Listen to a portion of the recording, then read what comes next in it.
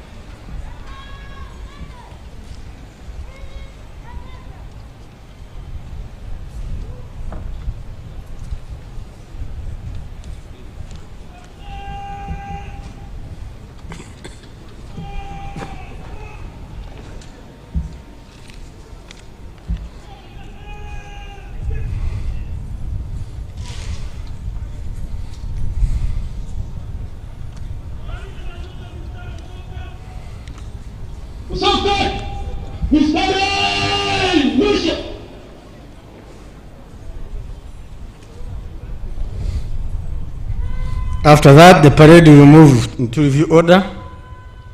Your Excellencies, after the review order, I will request everyone to cast their eyes to the east of the ceremonial ground, where my hand is pointing.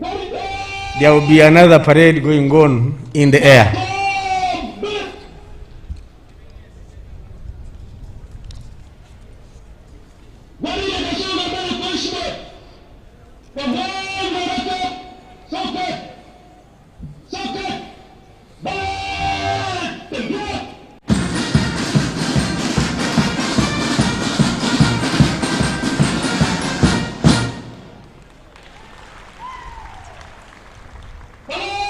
Please rise for the anthem.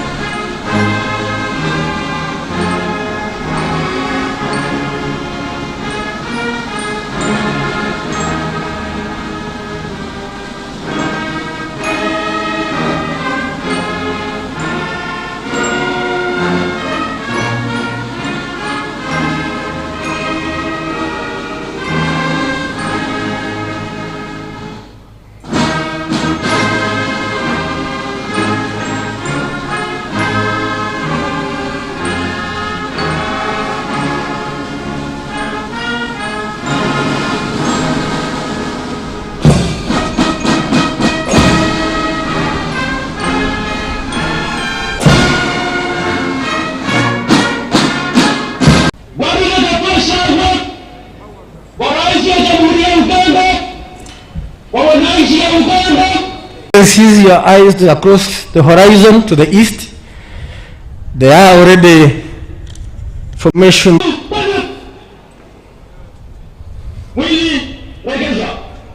It's a fly past and it's being performed by the caravan formation. Caravans play a role of transport, medical evacuation, battlefield command and control, and communication from the Uganda People's Defense Forces Air Force. And there they come. They are under the command of Major Job Osureti.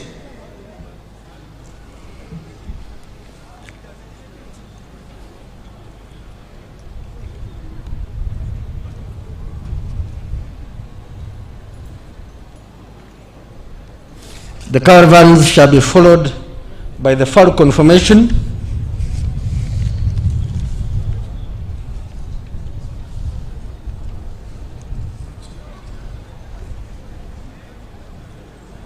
So Major Job Osuret showing us what they can do best.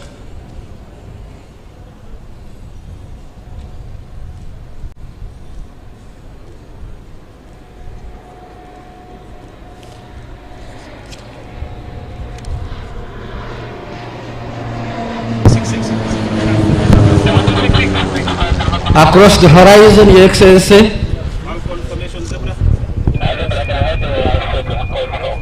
we see the helicopters.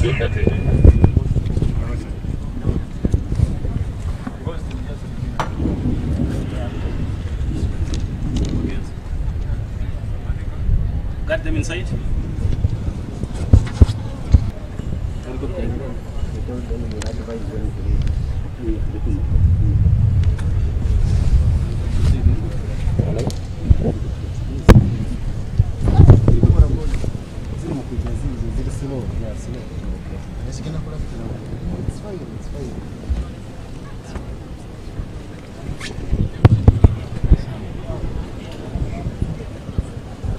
tell Puma that the caravan, the helicopters are over the field, over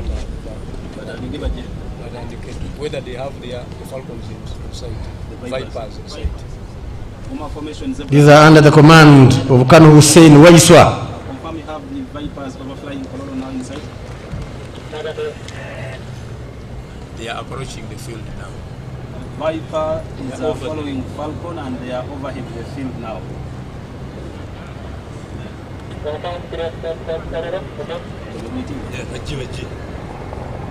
Puma formation, Roger. And immediately in Tao is the Viper formation under the command of Lieutenant Colonel George Buga.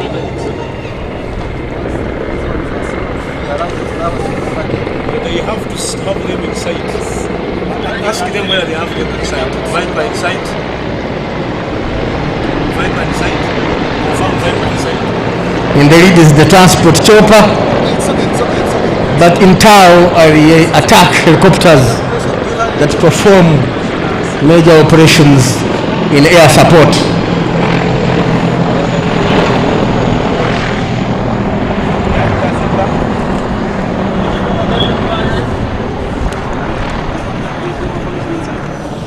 Again, back to the horizon, we have the Puma formation. Puma formation is being commanded by Lieutenant Nathan Mweresa.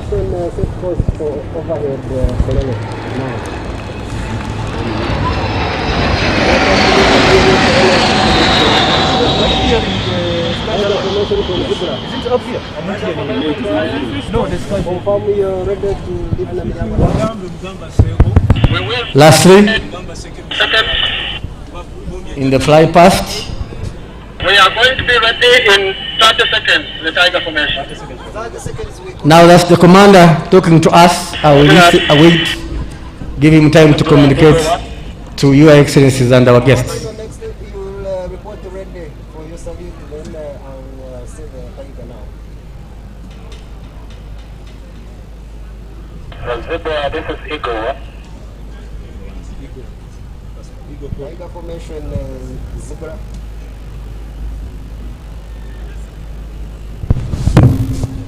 Tiger formation, Zebra. As Oh, yes. Okay, good. Tiger formation, Zebra.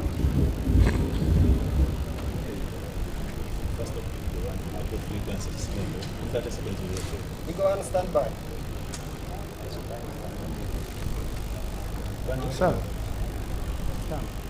Zebra, do you read?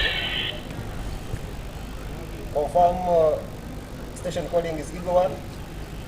Tiger formation, setting course. Go ahead. Next report overhead, Kololo. Ready for flyby. Next report over Kololo and breaker Panda, report Red Day to start the salute.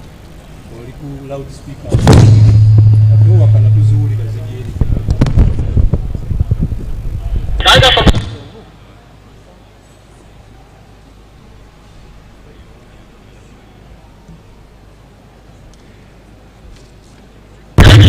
Distinguished guests, I'm Lieutenant Colonel Colin Aino, Commander of the Air Parade Flypast today. On behalf of the entire crew, I wish Your Excellency and all Ugandans a happy anniversary. 60th Independence Anniversary.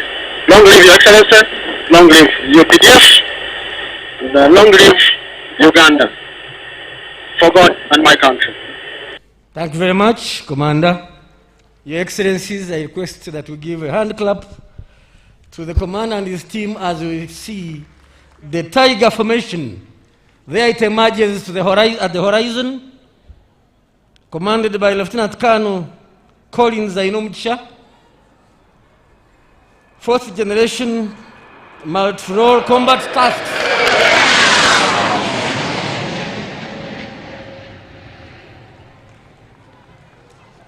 Thank you. Thank you very much. Your Excellency, we salute you for building capacity of the Uganda People's Defense Forces. Now I request we shift our eyes to the sky above the ground, because, Your Excellency, the sons and daughters of this country now can drop from the air to support the ground troops in different combat roles. So when you look up in the sky, very soon we shall be seeing these young men dropping out of the aircraft and will land safely here in Kololo.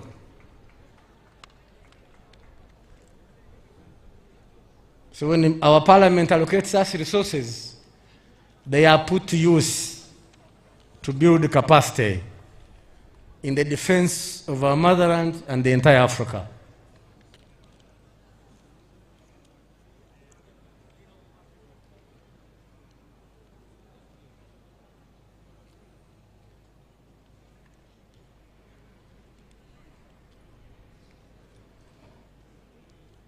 So you're about to watch the first airborne unit scan day.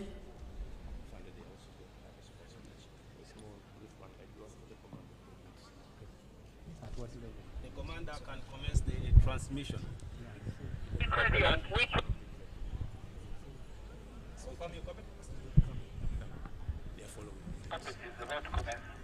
Your Excellency, the dropping will be done at 11,000 feet. That's where they, from the ground, or above the ground. And I was saying that it is the first airborne unit.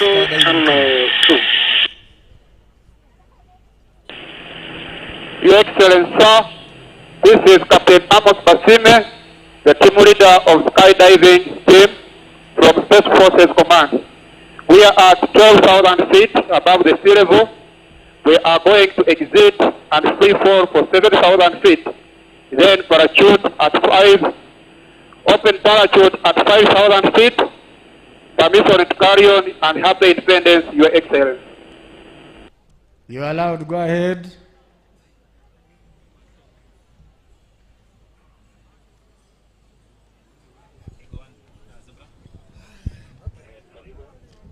Your Excellencies, you heard for yourselves. At 11,000, they will dive out, free fall up 7,000 feet, and at 5,000, it is the parachute, and they will land behind the parade here in the ceremonial ground.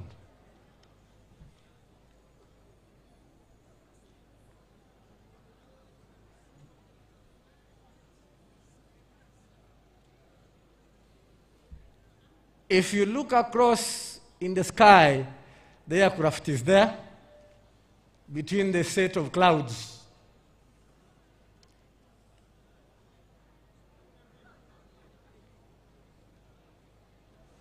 I know the birds have mixed in, but the aircraft is steadily moving. It's not zigzagging like the flies, I mean the birds. It has now come below so that other people can see.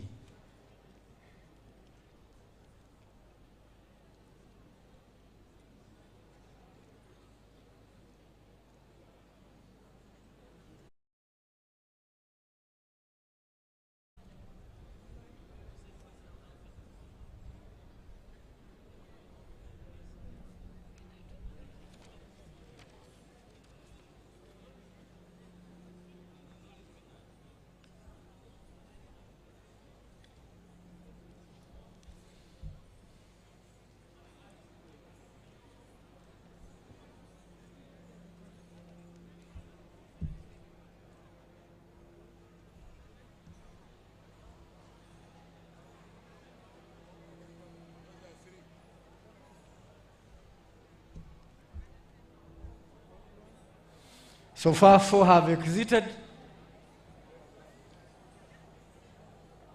We can see the first parachute, the second, the third, the fourth one, as the aircraft moves to the west.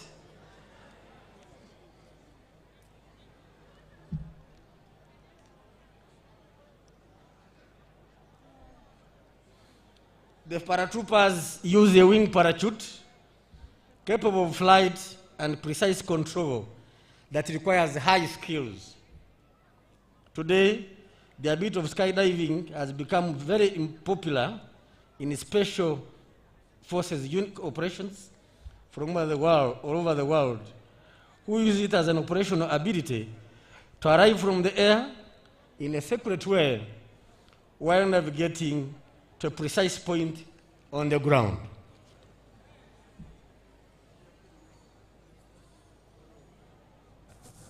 There you are, Your Excellencies, ladies and gentlemen. Those are your sons that have been trained to support ground forces in the combat operations.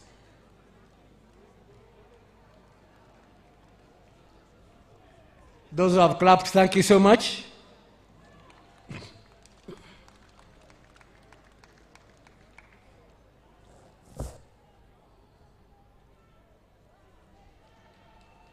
The parachute equipment allows commando teams to jump with the personal combat equipment and weapons as they take advantage. Your Excellencies, the first jumper is about to hit the ground just behind the parade. And there it is. An applause for this jumper. He has successfully landed.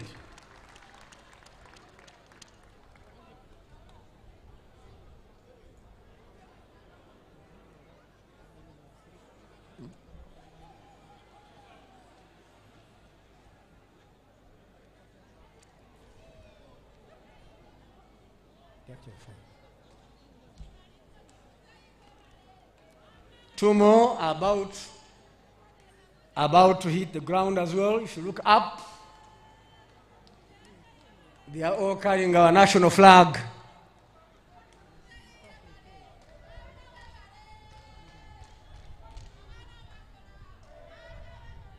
Skillfully controlling the parachute to take him where he wants to land, not just the wind.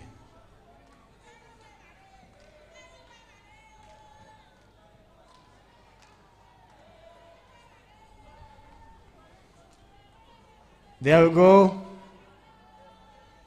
There we go. There we go. The legs have come together. There we go. And they successfully get to the ground. That one next. There we go. There we go. And he landed successfully.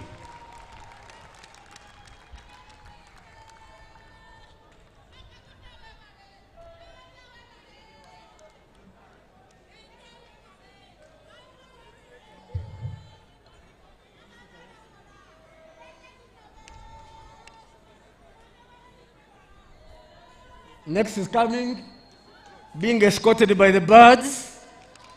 Nature acknowledges the skill as well.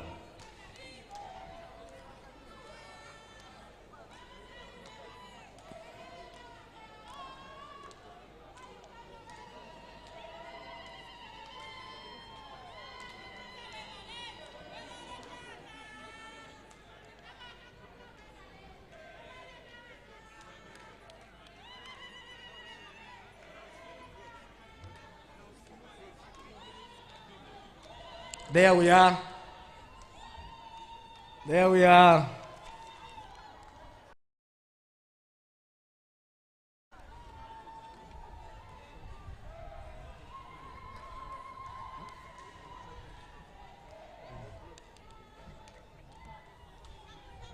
There we are. There we are, Your Excellencies, ladies and gentlemen.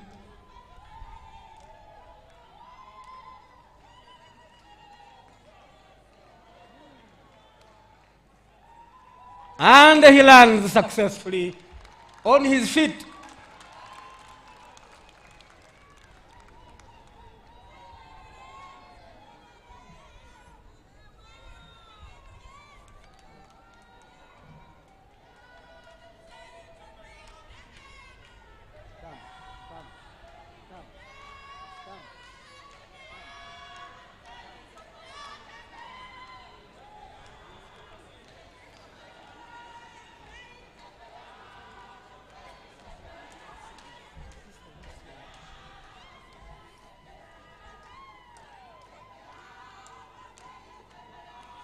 Your Excellencies, ladies and gentlemen, the last jumper, as he heads for the ground, skillful maneuvering. The person in charge of the floats, you are next. And I will hand over later, after that, the jump, I will hand over to my colleague Alice to invite the floats. The final leg, there we are.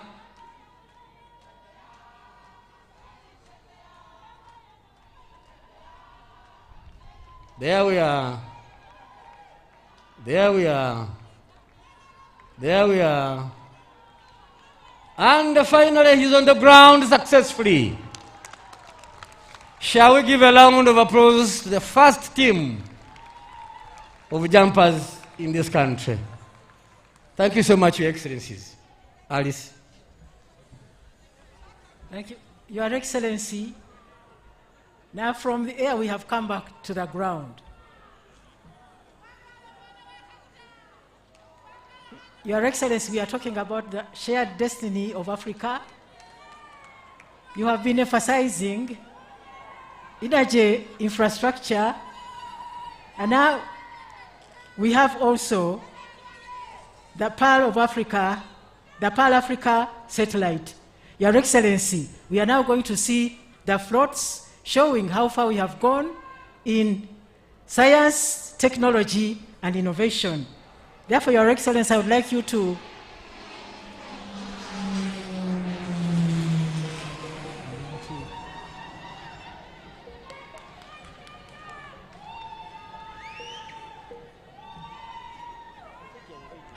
Your Excellency, please allow me to call Mr. Muwanguzi J.B. Abraham, who is the team leader, Policy and Planning, the Science, Technology and Innovation Secretariat, to come and talk about the floats which are coming now, to show how far we have gone as we leap into the fourth industrial revolution.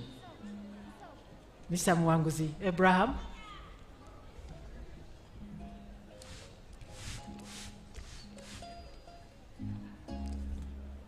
Thank you, Your Excellency and Your Excellencies. As already mentioned, Uganda is making strides in harnessing science, technology, and innovation. And as you say, Your Excellency, if Africa does not embrace fully science and technology, we are not going to be fully independent. The Secretariat of Science and Technology is working at growing the contribution of knowledge, and as I speak, I request the team that is presenting to be moving to show Your Excellencies what I'm talking about. So it is working to grow the contribution of knowledge of goods and services in the national economy in order to enhance productivity in all sectors, facilitate import substitution.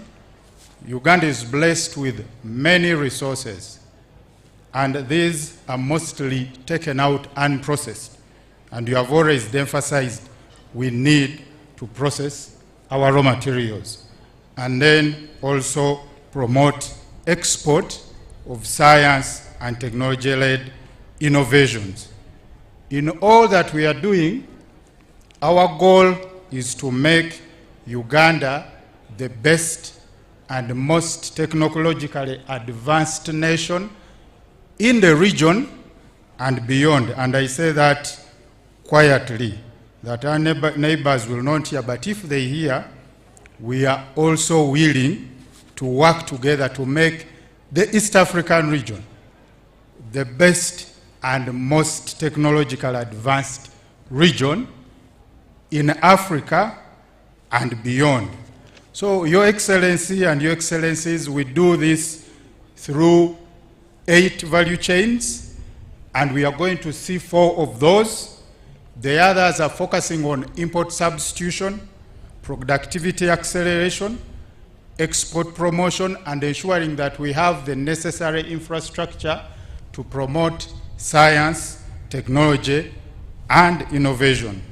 And what you're going to see, Your Excellencies, include the mobility value chain, which is leading.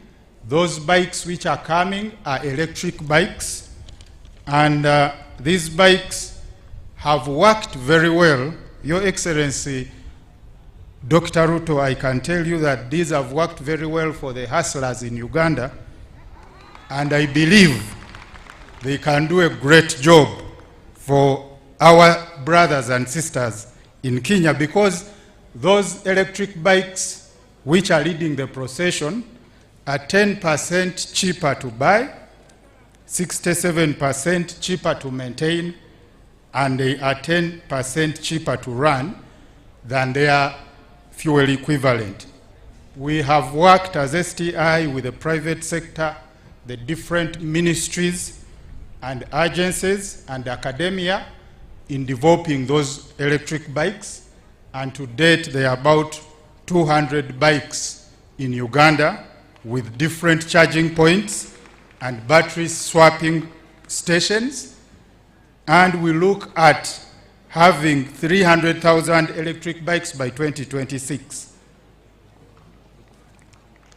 Then the float which is coming before you, at the front it has the pathogen economy, which is looking at making money from diseases. The tractor before you, Your Excellencies, is also an electric tractor, and all those are on the market. In front of that first truck is displaying the pathogen economy, which is looking at making money from diseases. So it is looking at making, selling, and use of goods and services that are related to prevention and control and treatment of different pathogens, both in animal and plants, together with human beings. And to date, we have 5 vaccines which are already on animal trial. We have 6 kits for testing different diseases, and we also working on constructing a plant for mass manufacture. So we work with different researchers and innovators who are in the herbal area. We want to make use of our traditional medicine, standardize it, and make it internationally acceptable. Your Excellencies, on the same float at the back, we have the Industry 4+ value chain. Today, we are talking about electronics, artificial intelligence, cyber security, robotics, big data, nanotechnology, additive manufacturing. But we have noted that in Uganda, all this infrastructure is 99% involving things that are imported. So we have started on the journey of identifying and supporting research in these technologies, and to provide for prototyping, testing, and validating market ready. And we have started the journey with the manufacture of microchips and local electronics, still working with the private sector. Your Excellencies, the float which is standing and has blue towers with a plane on top is looking at displaying the plans we have for aeronautics and space science, as we've seen the display up. This is looking at innovation in space exploration, Earth observations, such as satellites, establishment of space agency, and to date, training has already taken place for Ugandan engineers in Japan, and this training resulted in the manufacture of the very first satellite for Uganda, called the Pearl Africa Sat-1. It was tested for space worthiness by the Japan Aerospace Agency and found worthy to go in orbit. And on 16th November of this year, NASA is going to launch our Ugandan satellite into orbit. And the Mpoma Satellite Earth Station is going to act as the command center, and the work on its refurbishment are being completed by the National Enterprise Corporation. And that float represents what we can do with the data. Early earth warning systems, information on agribusiness, infrastructure applications, space monitoring, mining and exploration, and even prediction of population density in our country. So that is what we saw there. And then lastly, we have a product of Kiramoto Corporation. Those are the two buses which you see. The white one is an electric bus. Kiramoto's Corporation is a government-owned entity, 100%, and it is leading the transition to electric mobility by 2040. It is the one that is working with the private sector on the electric bikes and the tractors to see that we transition fully. So that white bus has free internet, it has an electrically controlled air suspension system, charging points, and it can go up to 300 kilometers on a single charge. Those buses are already on the roads of Kampala and plying the routes. Then the second bus, which is behind, is the diesel coach, which is an executive coach with toilets inside, fridge, Wi-Fi, charging points, and very, very comfortable seats. And that bus can be made either in diesel or fully electric. So the Kiramotos is leading the e-mobility transition at all levels: water, land, air, and probably, Your Excellencies, one time when you return to Uganda, you might come in a plane which is designed and manufactured in Uganda. So we request and call upon for the regional support. Those buses are ready and orders can be made. Those electric bikes are ready and orders can be made. So, Your Excellency, John Yoweri Museveni, I request that you pass on our request to the Excellencies who are here to place orders. We are ready to supply. Thank you very much.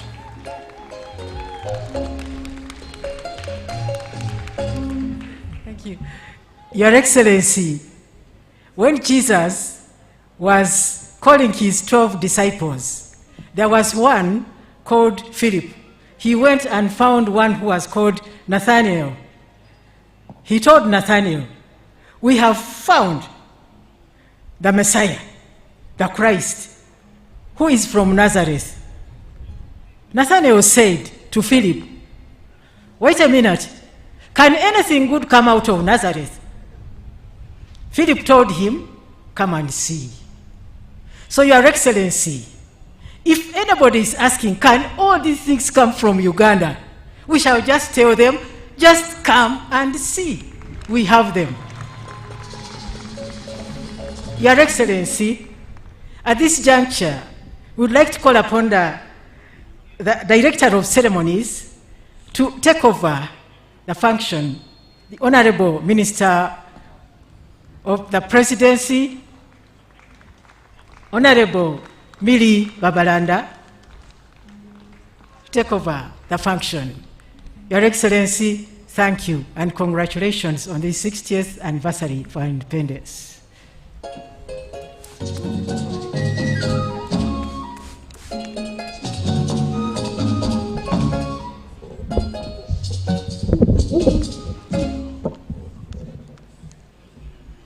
Your Excellency, President of the Republic of Uganda, Commander-in-Chief of the Armed Forces, and National Chairman of the mighty Patenarem, retired General Yoweri Kaguta Museveni.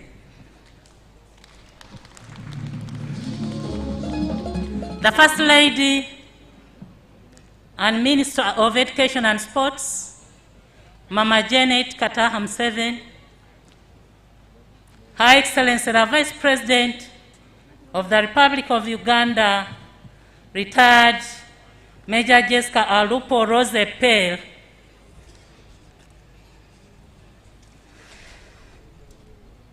His Lordship the Chief Justice Alphonse Owiny Dolo, the Right Honourable Deputy Speaker of Parliament, Thomas Taewa, the Right Honourable First Vice Chairman of the NRM Party, Retired Brigadier General Alhaj Moses Chigongo, the Right Honourable Prime Minister Robina Nabanja, the Right Honourable Second Deputy Prime Minister and Deputy Leader of Government Business in Parliament, Retired General Moses Ali, the Right Honourable Third Deputy Prime Minister and Minister without Portfolio, Lukia Isanga Nakadama, the Right Honourable NRM Secretary General Richard Todrong, my colleagues, the Honourable Ministers,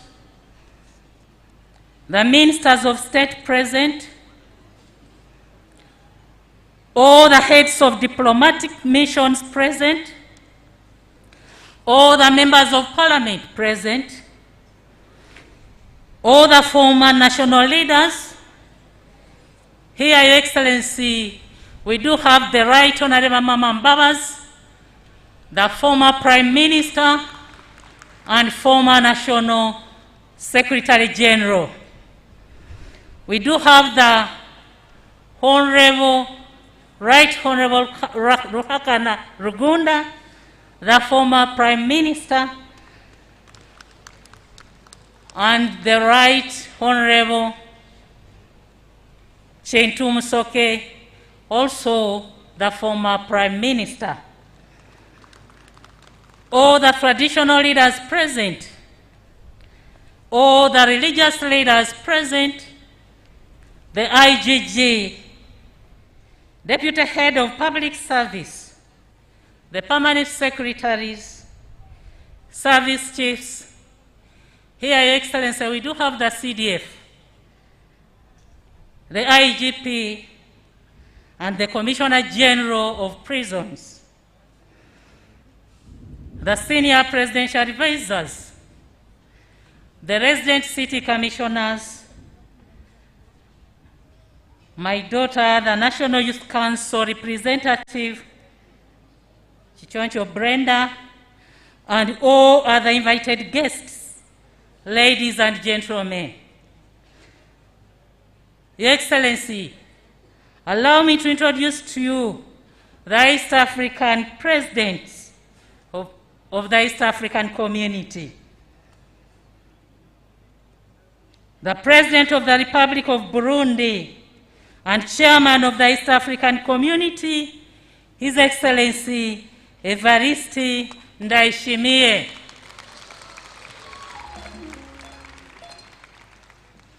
The President of the Republic of Kenya, His Excellency Dr. William Samoei Arap Ruto.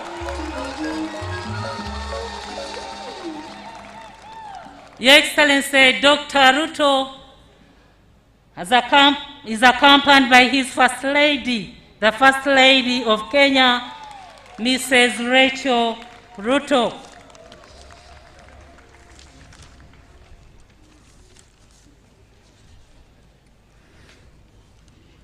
The President of the Republic of South Sudan, His Excellency Salva Kiir Mayardit. The President of the Federal Republic of Somalia, His Excellency Hassan Sheikh Mohamud. His Excellency Dr. Hussein Ali Mwinyi, President of Zanzibar, representing Her Excellency Samia Suluhu Hassan, the President of the United Republic of Tanzania. Your Excellency is accompanied by the First Lady, Mrs. Mariam Hamman Mwinyi. His Excellency Liao Ebul Jean-Pierre, Vice Prime Minister and Minister of Public Service, representing His Excellency Felix Tshisekedi, President of Democratic Republic of Congo.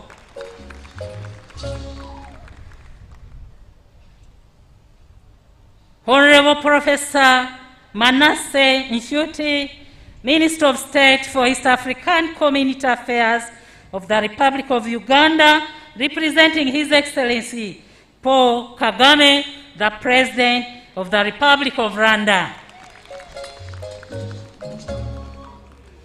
Honorable Dr. Peter Mutuku Mathuki, Secretary General of the East African Community Affairs. Honorable Colonel Sadio Kamara, Minister of State, Minister of Defense of the Republic of Mali, Your Excellency is leading a delegation of other 6 senior officials.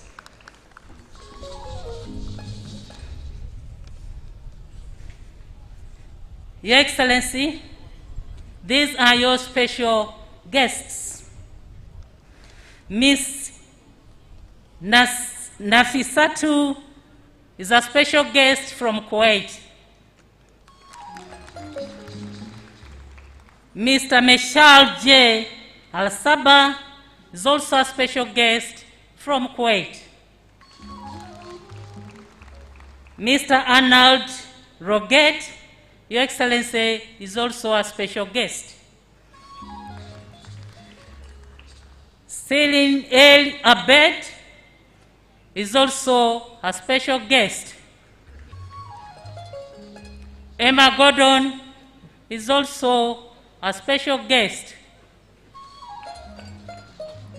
Honorable Serada Mohammed Abdallah, Your Excellency, is also a special guest. Guledi Abinasel is also a special guest. And Enrica Pinetti is also a special guest.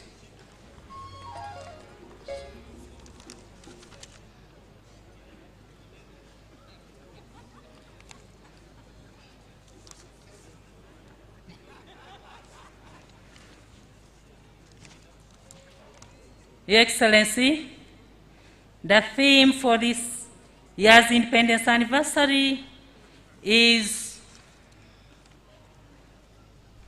a declaration of African interdependence and our shared destiny.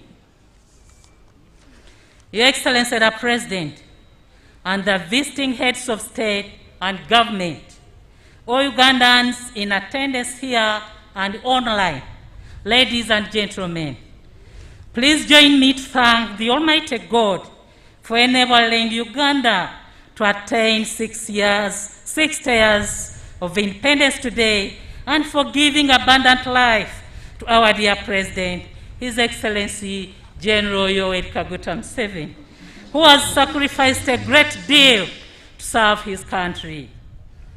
Your Excellency, sir, you will always be our hero for the peace and stability we now enjoy, for the clear-headed and visionary leadership, and for the great milestone attained in transforming Uganda and the East African region as a whole. Your Excellency, you are a very special person, and you wish well Uganda and East Africa. The good reception you received while in Rwanda, in Southern Sudan, and recently in Nairobi, Kenya, during the inauguration of His Excellency Dr. William Ruto as President of the Republic of Kenya, who described you as the father of the region, are a testimony to your statesmanship. His Excellency President Ruto's words cannot be taken for granted. Indeed, you are a real statesman, a freedom fighter, and the father of the region, not only because of your age, but largely your continuous guidance on issues of leadership, security, and integration of the region.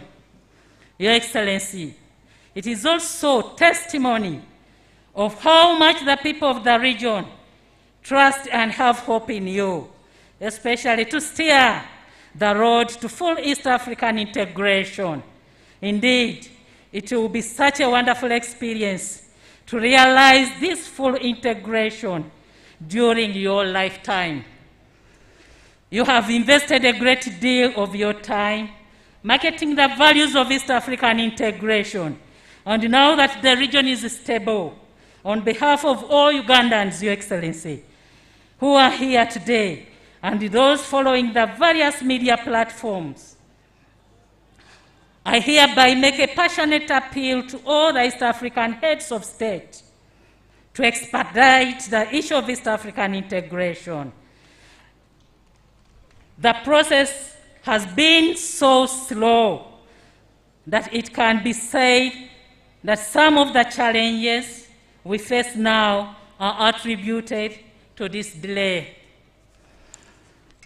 Lastly, Your Excellency, on behalf of all Ugandans who may not have had the chance to speak through this microphone, and indeed on my behalf, I wish to express our solidarity with you regarding the matter of the oil pipeline. Ugandans are with you in all your plans to develop our motherland. In the book of Psalms, chapter 33, verse 10, the Lord says that he will destroy the ill plans of the nations and fail the bad missions of the actors. Your Excellency, all the evil plans against our oil project by those who are not so kind to us will not succeed. At the end of the day, we will be victorious. It is said that lies move faster than the truth. However, when the truth overtakes the lies, it completely overshadows it. At this juncture, Your Excellency, and in view of the time constraints, allow me, sir, to invite you to come and address the nation. I thank you all.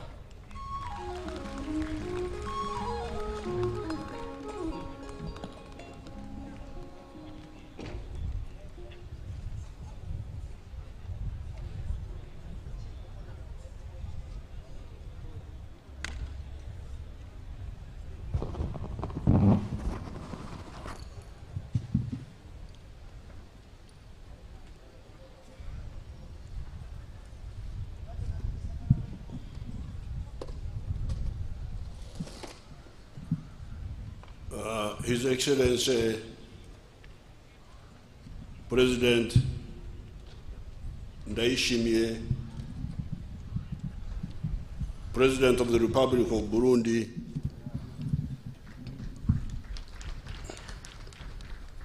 and Chairperson of the East African Community now,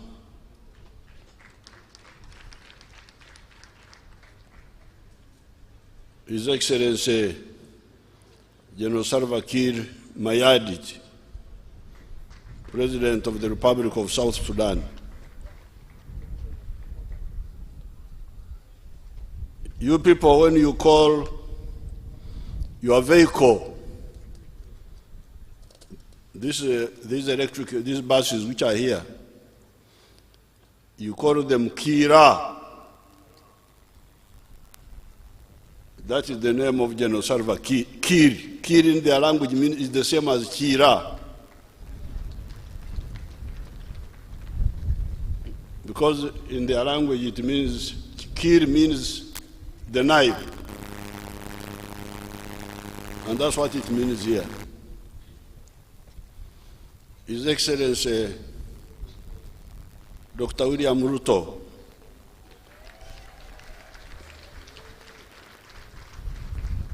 the newly elected President of the Republic of Kenya,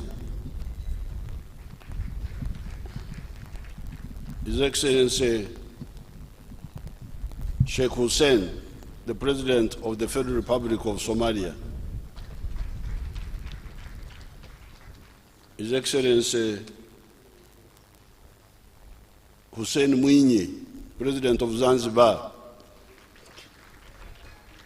representing Her Excellency Suluhu Hassan, President of the United Republic of Tanzania, the Deputy Prime Minister from Congo,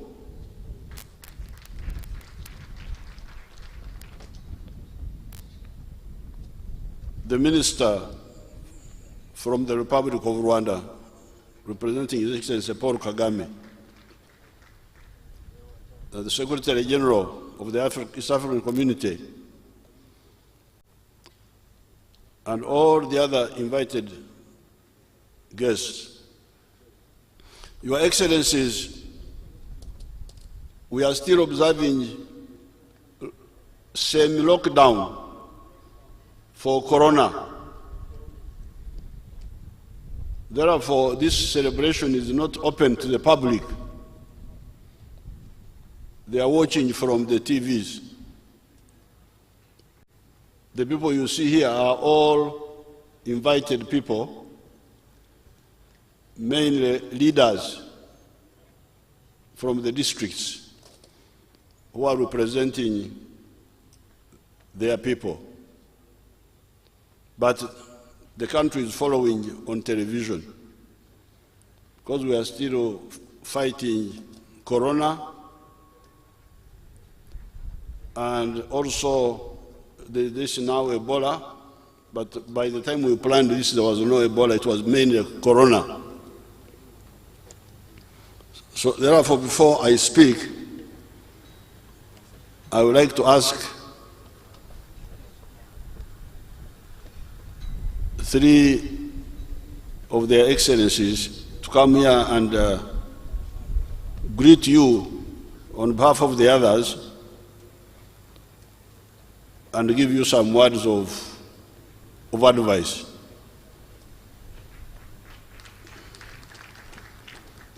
The first to speak should be the Mugore.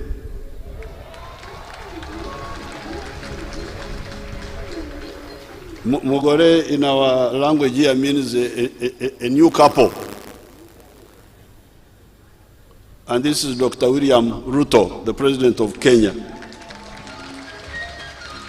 And then he will be followed by General Salva Kiir Mayardit, because that one will represent the elders, other than myself. He's the one who comes. He's my young brother, just a bit smaller than me. And then finally, our chairman of the East African Community, His Excellency Ndaishimie.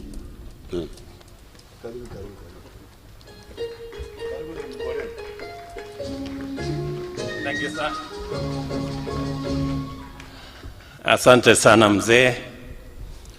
Your Excellency, President Yoweri Kaguta Museveni, President of the great country of Uganda, Your Excellencies, Heads of State and Government, First Lady Mama Janet Museveni, leaders present, distinguished Ugandans, and the great people of East Africa, good afternoon.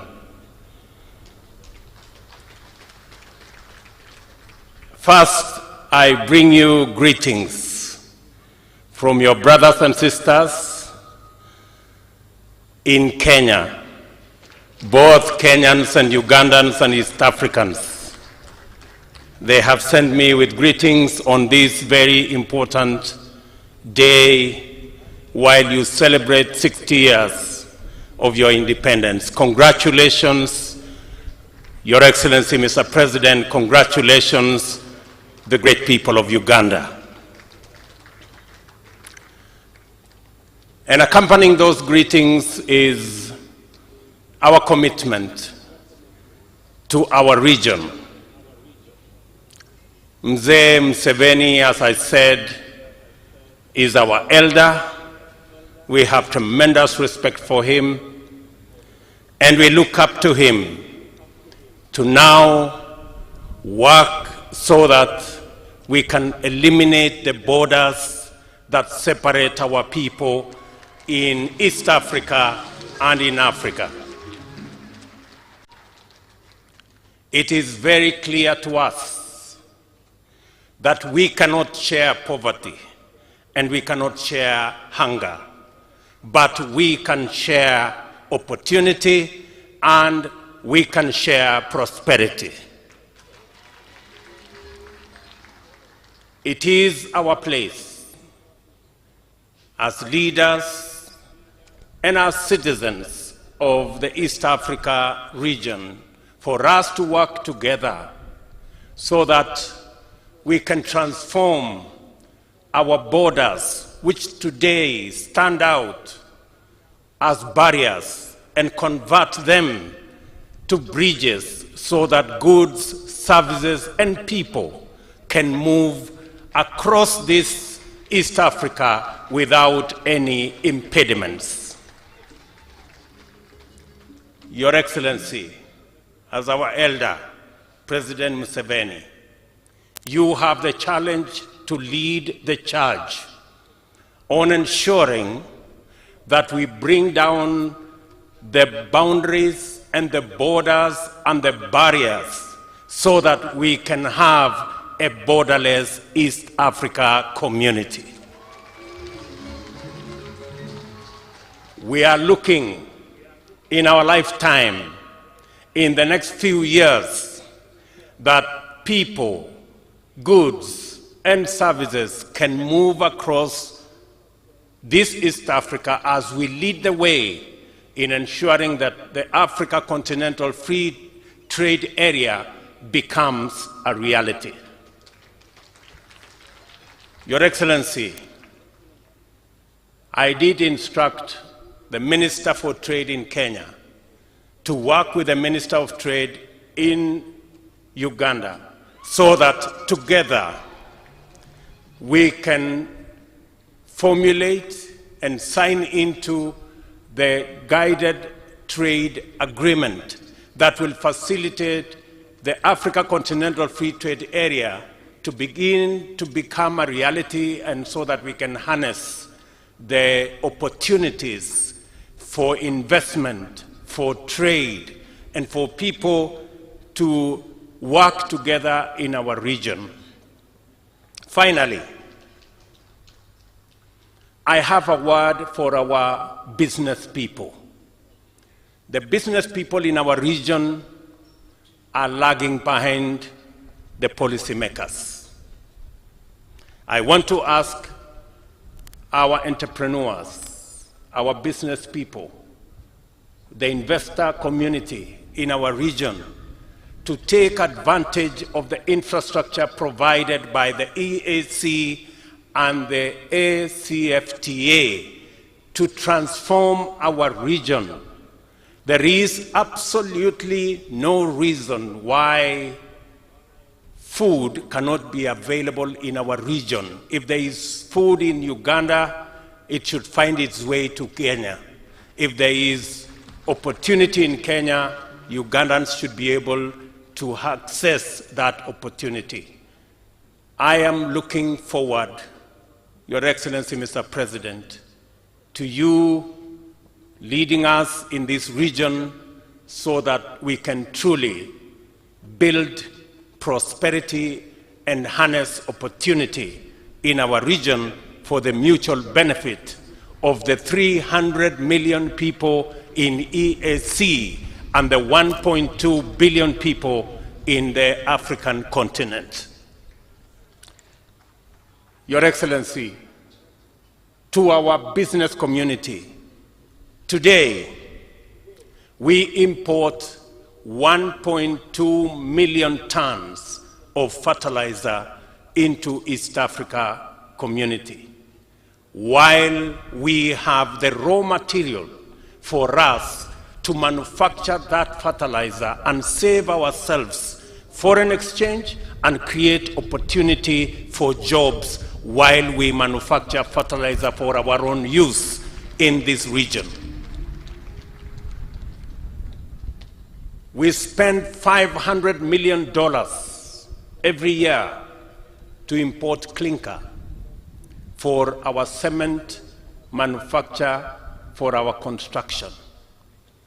That too We have the raw materials in Kenya, in Tanzania, and in Uganda to produce clinker, and we can save $500 million from and wealth being exported from our region.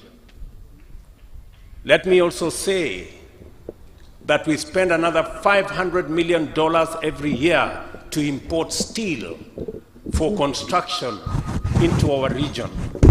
We have the raw materials in Uganda, we have gas in Uganda, we have the opportunity in Kenya, we have the raw materials in our region. Our business people should harness those opportunities, leverage on the friendship that we have as East Africans, and save us the foreign exchange and create jobs for the millions of young people in our region so that we can create wealth, we can share opportunity, and we can share prosperity. Your Excellency, with age and with experience comes responsibility. You have the age, you have the experience. Take the responsibility and lead the charge. Asanteni sana, thank you very much, and may the good Lord bless you.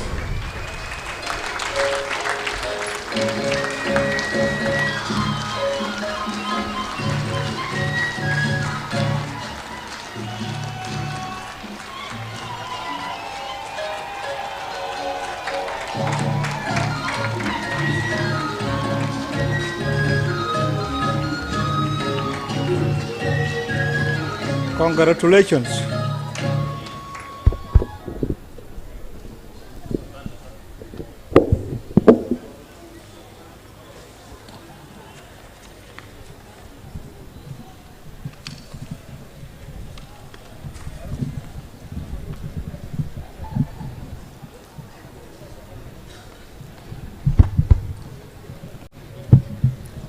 Your Excellency, President Yoweri Kaguta Museveni, President of the Republic of Uganda, Your Excellencies, Heads of State and Government, Excellencies, Members of Diplomatic Corps and International Community, Your Excellencies, representatives of regional and international organizations, distinguished guests, ladies and gentlemen, allow me, on behalf of the people of the Republic of South Sudan,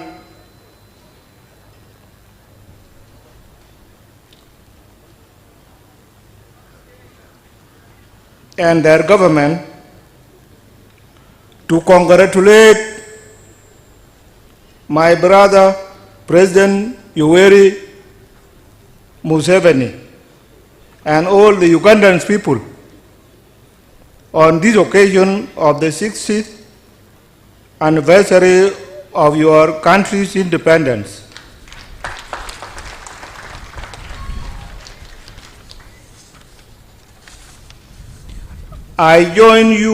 I'm delighted to join you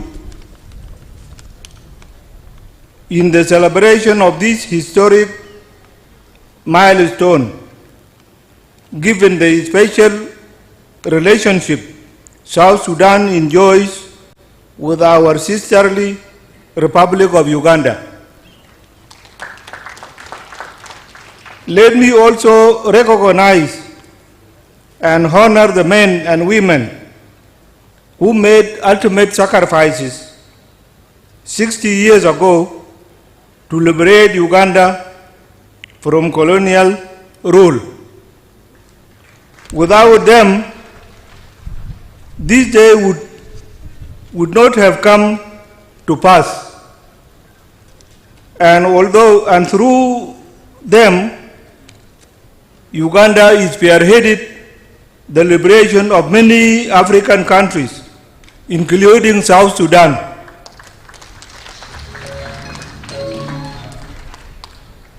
As the theme of this celebration states, October 9th, a declaration of African independence and our shared destiny. Africa remains the last global economic frontier with untapped potential in both human and natural resources. This theme calls upon us to dedicate ourselves to the task of pursuing ideals of Pan-Africanism, such as strengthening inter-regional trade and cooperation within our borders. It is only through this that we can achieve our objective of economic prosperity in East Africa and across the continent.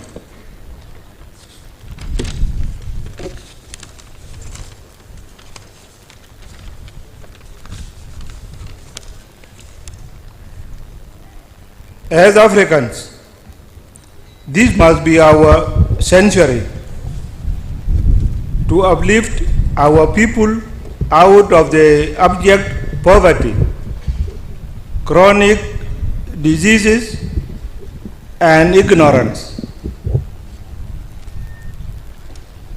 Guided by our common values and interests to effectively determine our shared destiny, we must strive to build a better future for the next generations and collectively overcome the patronizing foreign control of our affairs. Finally, Your Excellency, I urge my counterparts within the East African community to join hands and work together for the common good of all Africans. I wish you all a happy 60th anniversary celebrations. Thank you all, and may God bless Uganda. Thank you.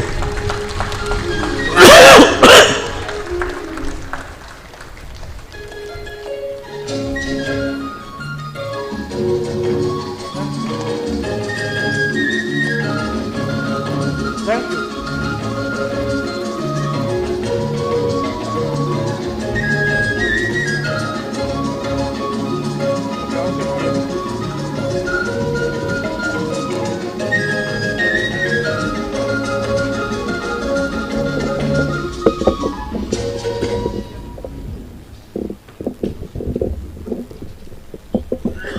Your Excellency, Yoweri Kaguta Museveni, President of the Republic of Uganda, Mama First Lady of Uganda, Your Excellencies, Head of States and Government, Excellencies, Head of Delegation, distinguished guests, all protocol observed, dear people of Uganda, muli bulungi bana Uganda,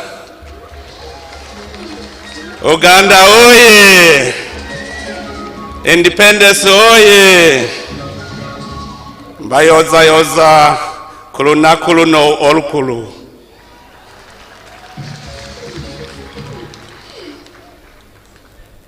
Your Excellency, let me start by thanking God who granted me and my delegation a safe journey up to this beautiful country, Uganda. On behalf of the Burundian people, the government of Burundi, and on my own behalf, I extend my heartfelt gratitude for such a warm welcome granted to myself and my delegation since we arrived in your beautiful country. Burundi's historic and strong brotherhood with Uganda is of inestimable value to our respective people, and we are honored and happy to join you as you celebrate 60 years of independence. Your Excellency, as we all know, Independence Day is always a time to reflect on the milestones of our national history in order to make a fresh start. It is the same thing with us. The history of Uganda has many similarities with the history of Burundi. Your Excellency President, this celebration should be a reminder to all East Africans of the impact of colonization left behind in our countries and knowledge that the worst among them was division. I am sure that here there are Ugandan people came from Burundi, as there are Burundian people came from Uganda before colonization. We are one people. This is our heritage. Unfortunately, yet there are Africans who like to maintain colonization ideology, which came with egoism, nepotism, and imperialism. Excellency, for me, I note that we can only be strong when we come together, when we are one people with one destiny.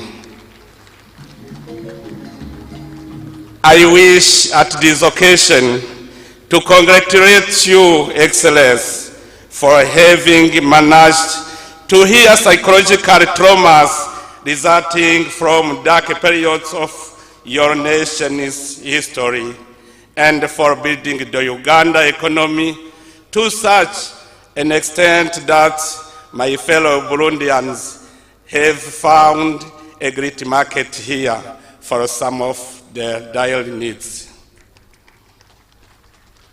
Burundians will never forget the contribution you made for the return of peace, stability, and democracy in Burundi as chairperson of regional initiative. Thank you again, Your Excellency, for your wise contribution to establish peace in the region. We Burundian people and East African people, we boast of having you as a sage of the region. Your Excellency, in this high symbolic commemoration, my dearest wish is to see a reintegrated East Africa and a united Africa, and this can only be reached when we are economically, culturally, politically independent and stable. It is high time we strengthen our regional integration and build a more prosperous and powerful East African community having one market and one voice. This is our ultimate goal as East African, realizing the political federation. That is the reason why I commend and congratulate regional companies that have already opened branches in Burundi and encourage others to do the same. Our community is one of the most successful in Africa, and it is my sincere hope that our success will inspire other similar regional settings. Excellence, I would not finish my remark without saying a word about the commendable job we are doing to bring peace and stability in the east of Democratic Republic of Congo. I recently had a meeting with the United Nations Secretary General on the sidelines of the UN General Assembly, and he assured me of his full support of the Nairobi initiative. He asked me to personally tell you, together with the head of states of the East African Community member states, that he is proud of your work. He wishes you every success which will bring about the reduction of MONUSCO numbers while strengthening the East African force at the same time. For the sake of peace, nothing should stand on our way towards bringing security to the people of DRC and stabilizing the region. Once again, Your Excellency, I congratulate you. Fe abarundi tubagara nyonyo. Katonda abawe emikasa nemirembe. Asante sana. Thank you very much. Merci beaucoup. Murakoze cyane. Mwebare. God bless you.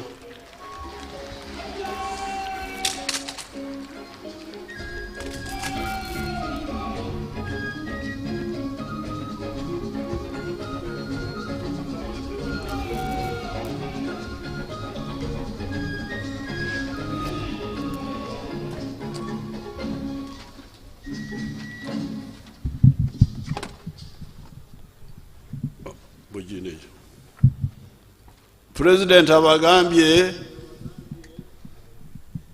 nti abarundi wano bajjudde bano betuyita baganda basinga barundi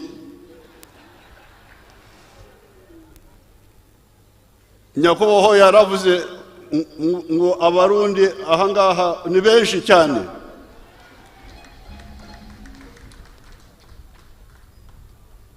We cannot go without hearing a word from the excellencies who are here. His Excellency the President of Somalia, I would like to invite him to say some words, and His Excellency President of Zanzibar, His Excellency Mwinyi, and then the Deputy Prime Minister of Congo, and the Minister from Rwanda. It's better they all say something to you.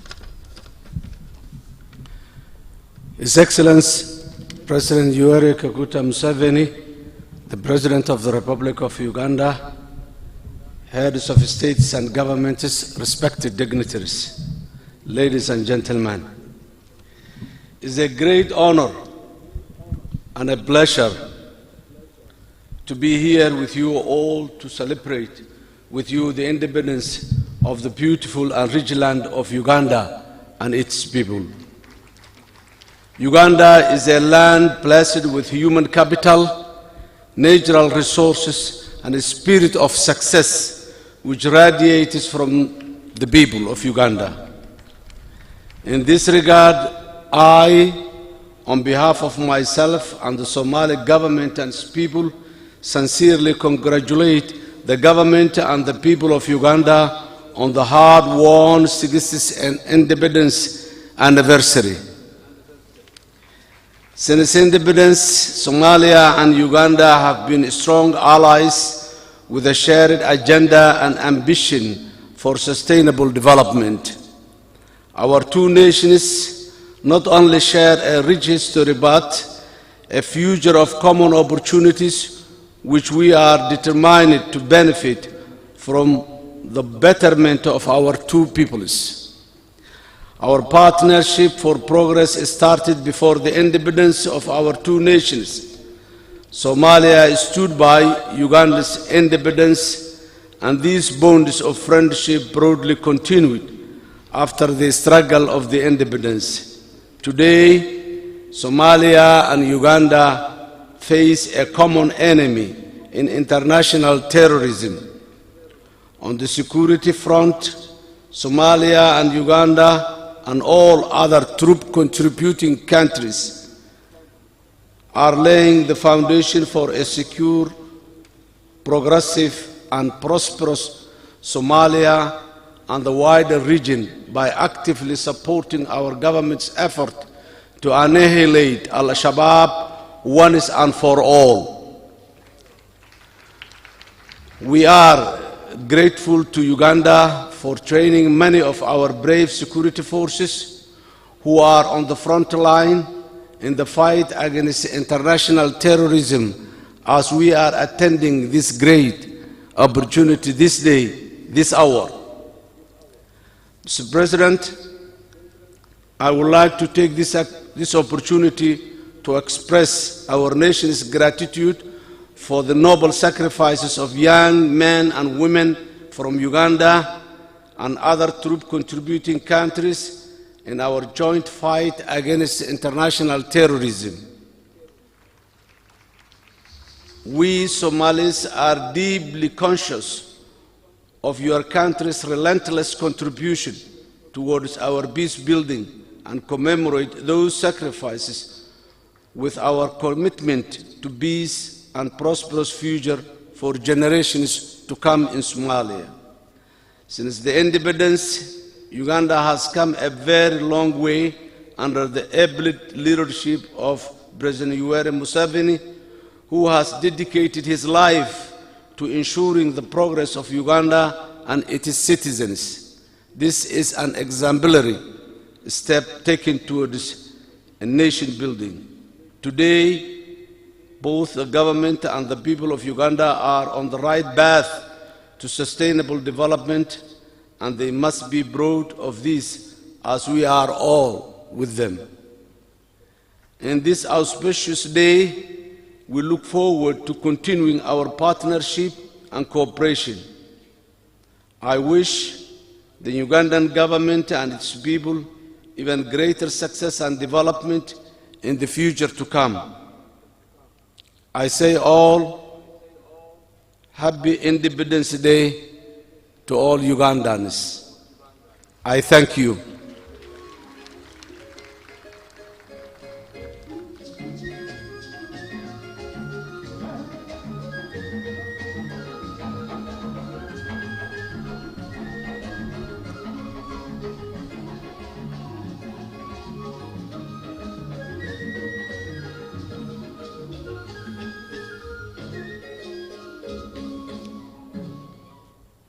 Your Excellency, the President of the Republic of Uganda, Mr. Kaguta Yoweri Museveni, Your Excellencies, Heads of State and Government, and our brothers from Uganda, good afternoon.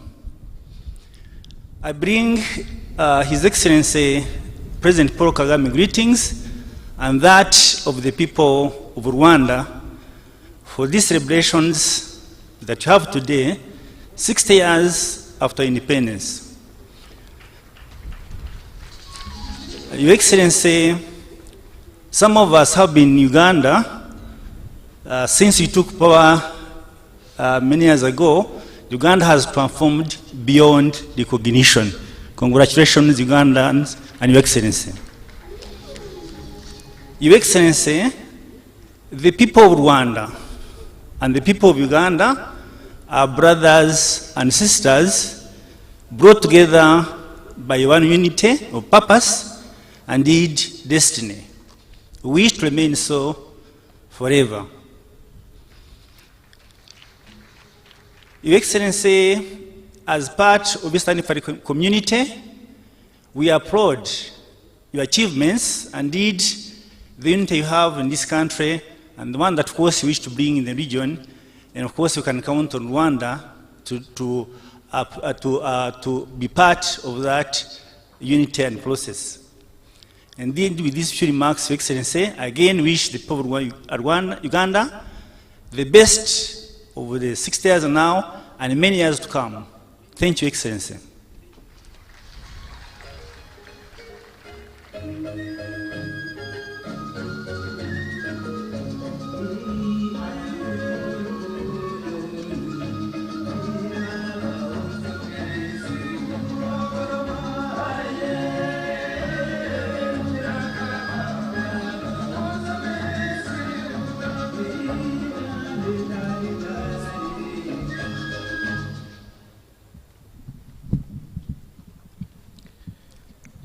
Mheshimiwa Yoweri Kaguta Museveni, Rais wa Uganda, waheshimiwa wakuu wa nchi na serikali mliopo hapa, waheshimiwa viongozi mbalimbali, viongozi wa serikali ya Uganda, wageni waalikwa, mabibi na mabwana. Naomba mniruhusu nizungumze kwa lugha ya Afrika Mashariki, lugha ya Kiswahili. Kwanza kabisa napenda nichukue fursa hii nimshukuru Mwenyezi Mungu kwa kutujalia uhai na afya njema na kuweza kukutana leo hapa katika shughuli hii muhimu ya kuadhimisha miaka 60 ya uhuru wa taifa la Uganda. Pili, naleta salamu za pongezi kutoka kwa Rais wa Jamhuri ya Muungano wa Tanzania, Mheshimiwa Samia Suluhu Hassan, kwako Mheshimiwa Rais Museveni, na kwa wananchi wote wa Uganda. Anakupeni pongezi kubwa sana kwa kuadhimisha siku hii. Aidha, nimesimama hapa kuleta salamu za upendo kutoka kwa wananchi wa Tanzania kwa ndugu zao wananchi wa Uganda kwa kuadhimisha miaka 60 ya uhuru, lakini vile vile kwa kupiga hatua kubwa ya kimaendeleo katika uchumi na kijamii katika kipindi hichi cha miaka 60 ya uhuru. Hongereni sana na kupeni salamu za wananchi ndugu zenu kutoka Tanzania. Leo si siku ya kusema mengi, ni siku ya kutoa pongezi tu kwenu, lakini naomba mniruhusu niseme moja tu la umuhimu mkubwa kwa nchi zetu mbili, nalo linalohusu bomba la mafuta. Na naomba niliseme kwa Kiingereza ili nieleweke vizuri zaidi. Your Excellencies, our two countries are undertaking many joint projects in various fields, notably in the energy and transport sectors. Among those projects is the construction of the East African crude oil pipeline from Hoima, Uganda to Tanga, Tanzania, which is expected to be the longest heated oil pipeline in the world. When completed, this project will not only boost the economy of our two countries, but also create employment, knowledge transfer, skills development, and unlock East African oil potential by attracting investment and improve the livelihoods of our people improve the livelihoods of the people of our two countries and the region as a whole. Therefore, I urge the private sector from both countries to take lead in this mega project. Doing so, the private sector will employ our people and bring better life to our communities. In this regard, Tanzania and Uganda should not be deterred by any condemnations made against the project, which are based on misinformation. We should instead remain steadfast in implementing these strategic projects, which will bring huge benefits not only to our two countries, but the whole East African region. Baada ya kusema maneno hayo, kwa mara nyingine tena nichukue fursa hii kukupeni hongera, hongera, hongera sana kwa kuadhimisha miaka 60 ya uhuru. Mungu ibariki Uganda, Mungu ibariki Afrika Mashariki, Mungu ibariki Afrika. Asanteni sana kwa kunisikiliza.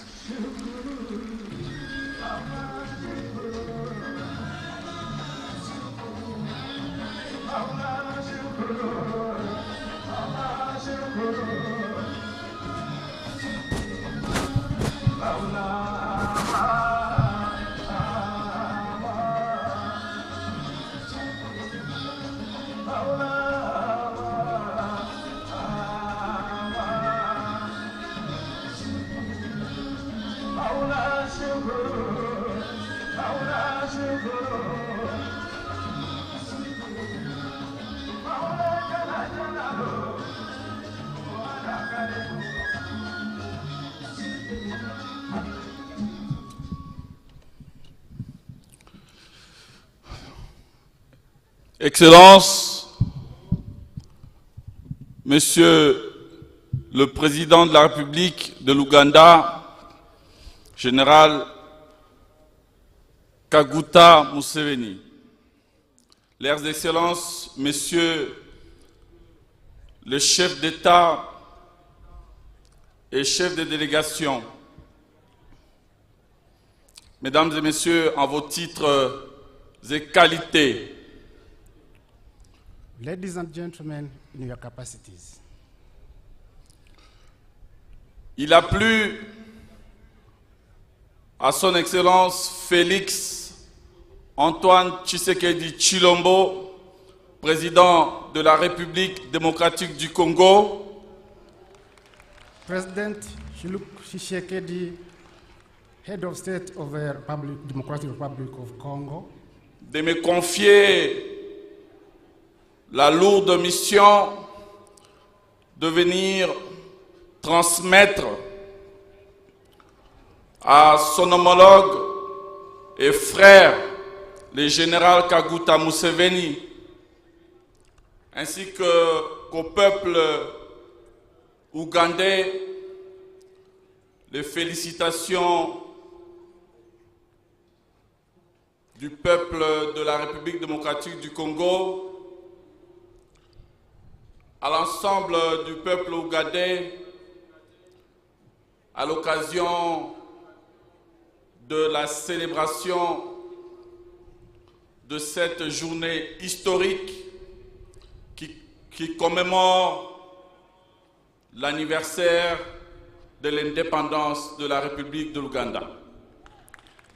His Excellency, the President of the Democratic Republic of Congo, has given me this heavy task to come and represent him here, carry a special message to the people of Uganda, and congratulate them upon achieving this 60th independence anniversary.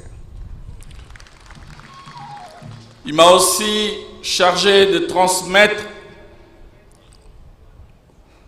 au vaillant peuple de l'Ouganda le message de paix et de fraternité. He has also entrusted me with the task of conveying a message of peace and brotherhood to all the Ugandans. La paix, parce que notre région, notre espace géographique a longtemps souffert de troubles armés, de conflits armés, de problèmes sécuritaires. Why peace? Because our region, our geographic area has for a long time suffered from troubles, from wars, and from insecurity. Ces problèmes méritent que nos efforts soient conjugués, que nous puissions mutualiser nos énergies, nos forces, afin de construire ensemble une paix durable et définitive. This problem requires us to pull our forces together to work towards restoring peace and ensuring sustainable peace.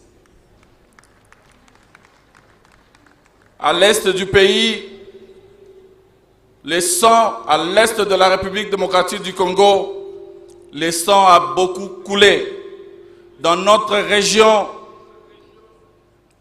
le sang a beaucoup coulé.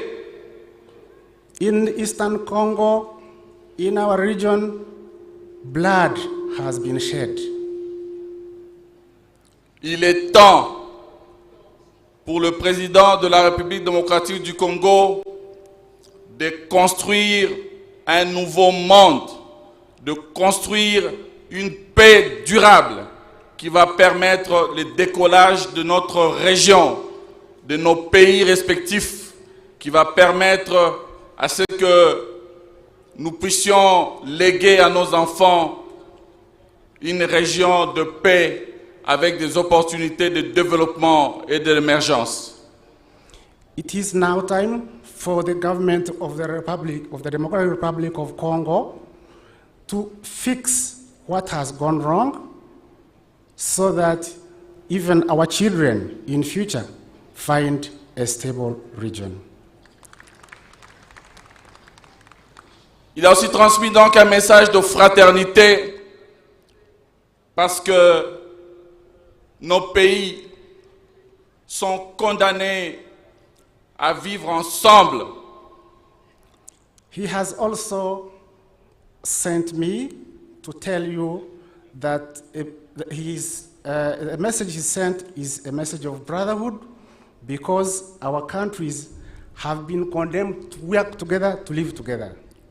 Voisins, nous l'étions hier, voisins, nous le sommes aujourd'hui, voisins, nous le resterons éternellement. We were neighbors in the past, we are neighbors today, and we shall remain neighbors in the future. Tout ce qui touche l'Ouganda touche la RDC. Tout ce qui touche la RDC touche l'Ouganda. Nous partageons la même histoire au sein de cet espace géographique et nous partageons donc le même destin.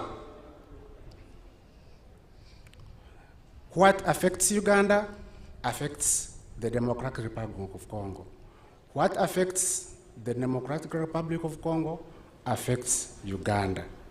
We have a lot to share in this region, in this geographical area. À l'occasion de cette célébration, nous souhaitons profiter de la grande expérience d'un homme qui a tout vécu, qui maîtrise l'histoire de notre région et qui donc a la responsabilité de veiller à ce que nos enfants, nos arrière-petits-enfants puissent vivre demain dans un monde de paix. Parce que la plus grande bataille qui nous reste à mener, c'est sans nul doute la bataille pour l'avènement d'une paix durable et fraternelle.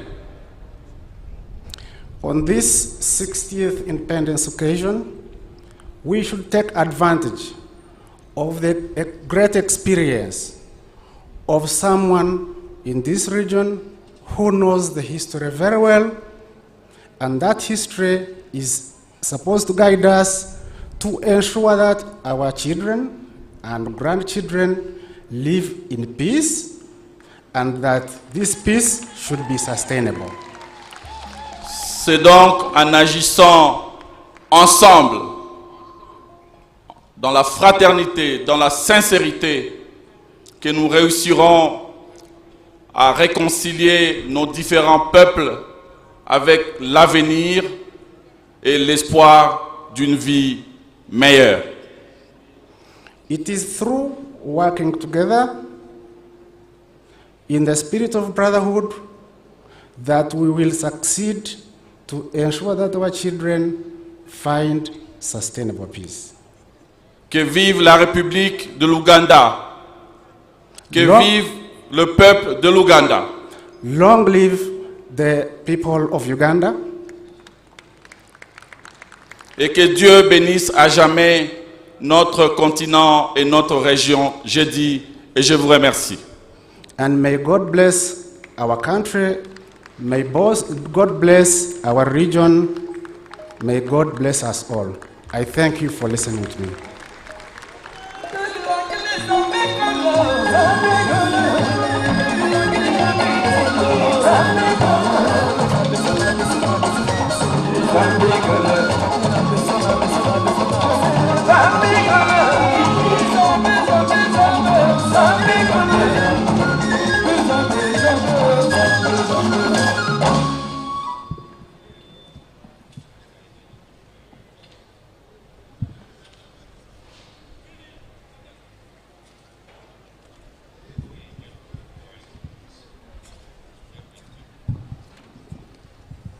Excellencies, heads of state and heads of delegation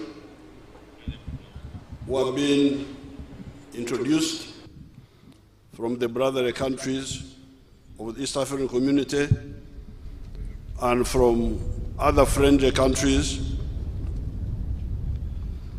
Their Excellencies, the First Ladies, Her Excellency Vice President of Uganda, Right Honorable Speaker, His Lordship Chief Justice, the Right Honorable Prime Minister, Honorable Ministers, Members of Parliament, Secretary General of the NRM Party, members of the Diplomatic Corps, ladies and gentlemen. First of all, I thank their Excellencies, the heads of state, for agreeing to come and share with us this joyous occasion in spite of their busy schedule. I also thank the brother countries that sent delegations. Secondly, I congratulate all Ugandans on this occasion of the 60th anniversary of Uganda's independence. It has been quite an eventful 60 years. Naye abaganda tugamba nti ekitata muyima tekimalako nte. If a muhima does not die, even if the cattle die, you will always get new cattle. In spite of the numerous problems over these 60 years, Uganda is now standing and marching forward. It is not only Uganda that faced problems. So did many African countries, as the president of Burundi was telling you. That is why, on this occasion, I would like to ask the African political class the following two questions. The two historical questions are, number one, are there professors of economics in Africa? Mbuza, waliwo abasoma ebya enyingiza y'amawanga? That is question number one. Are there professors of economics in Africa? Second question, is the African political class determined to build a Latin America in Africa instead of building the United States of Africa in Africa? This generation, 60 years, what are we building? Are we building a Latin America in Africa or a United States of Africa in Africa? And I'm glad many of the leaders have spoken already on this very issue. They have all spoken on it, the ones who are here. Even by the time we defeated Idi Amin in 1979, our thinking on the philosophical, ideological, and strategic issues was well crystallized. Philosophy tries to understand man and his motivations. Ideology deals with the ideas about the management of society, and strategy deals with the methods used to implement whatever plans you have for society. On the side of philosophy, we had, by that time, by the time we defeated Idi Amin, we had discovered that while there may be some altruistic actors in society, the majority of the people were egocentric. Hence, the wisdom of using the private sector in the economy without banishing completely the use of the parastatals. On the side of ideology, we discovered that in order to create prosperity for our people through the production and sale of goods and services, we need to emphasize the four principles. And these are the principles of patriotism, loving Uganda, Pan-Africanism, loving Africa, socio-economic transformation, and democracy. In order to use our understanding of philosophy and our ideology to create prosperity for our people, we evolved a strategy of 10 points program. Point number 5 of that program read as follows, in quotes, building an independent, integrated, and self-sustaining national economy, end of quotes.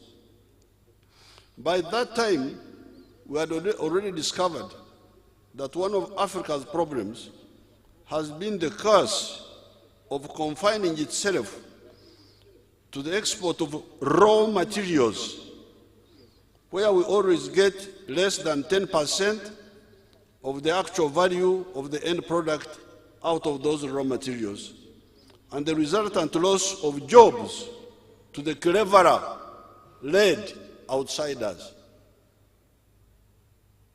The outsiders are better led.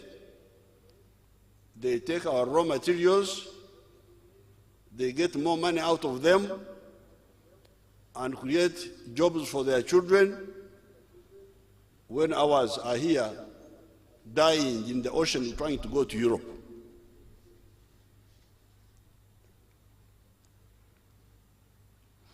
The external parasite groups are always interested in perpetuating that hemorrhage of resources and development energies from Africa to other places. What is most infuriating, however, are the comprador bourgeoisie, agents of foreign interests in Africa, who do two things.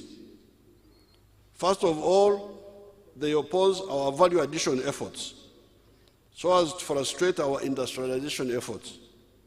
Secondly, they are always importing everything from outside, including trivialities like dead people's hair. It is these processes that have stunted Africa's growth. It is a scandal if there were people to recognize real scandals. You hear people talking of scandals, but they are talking about small scandals. This is a mega centuries-old scandal, which I don't hear anybody talking about, many people talking about. The global value for trade in coffee is US dollars 460 billion. The coffee-growing countries of the whole world get only 25 billion US dollars. And wonderful Africa gets only $2.5 billion from a figure of $460 billion. This is coffee. And much of this $2.5 billion, which is coming to Africa because of coffee, is now going to Uganda, because Uganda is taking $800 million of that. Although we are producing a lot of coffee, 8 million bags, but you hear we are still getting only $800 million out of the 2.5 billion that Africa shares from a figure of 460 billion. So you are getting very little money from coffee. How about automobiles, vehicles? The global automobile business is US dollars 2.86 trillion. Obutabalika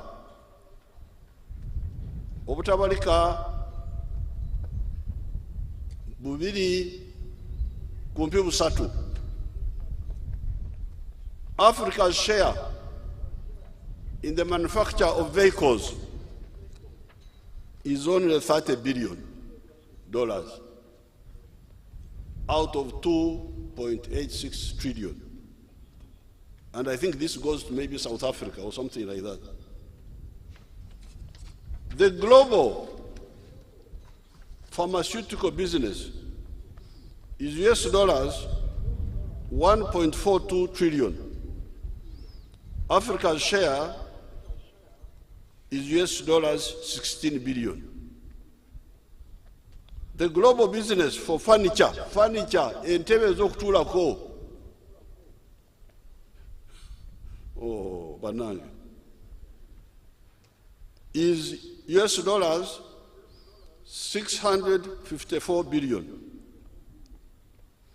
Africa's share is 4.86 billion. Not even 10%.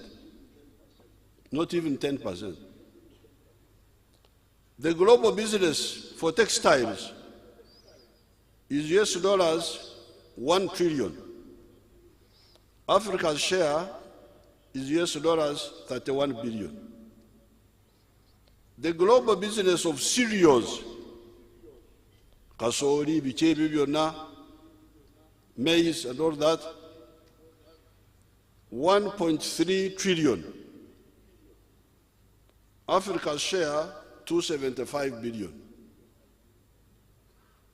The global business for milk is US dollars 308 billion. Africa's share is US dollars 18 billion. The global business for fruits is US dollars 6 to 22 billion. Africa's share 56 billion. The global business for electronics is 1 trillion. Africa's share is 82 billion. The global business for electrical equipment is 1.5 trillion. Africa's share is 120 billion. The global business for beef, enyama, is US dollars 414 billion. Africa's share 300 million. Not even 1 billion. Enyama zente z'abanyankole bamwe bawano. Abaganda n'abagamba nti nabo waliwo ente enganda nazuulirako. The global business for fish, 544 billion. Africa's share, 46 billion. It is this that prompts me to ask the question, are there professors of economics in Africa? Of course, it should be the political leaders that should evolve policies about these issues.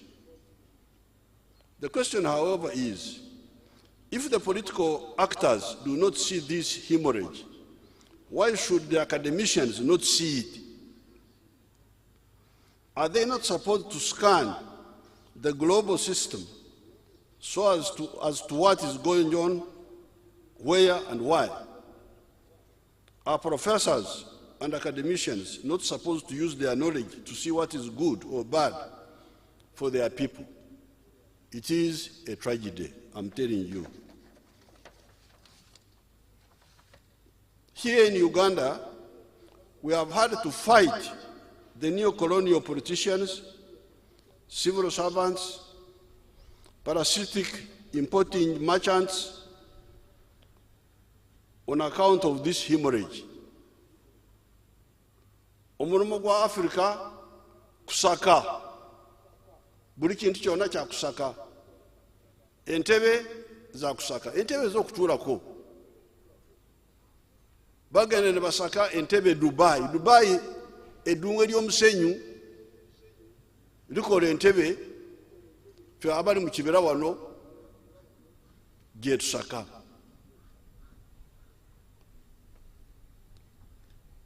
So we have been through struggle, we have caused vertical integration in some sectors outlined below. Because when we came from the bush, we were clear, we told you, point number 5, build an economy which is independent, integrated, and self-sustaining, exactly solving this problem. But war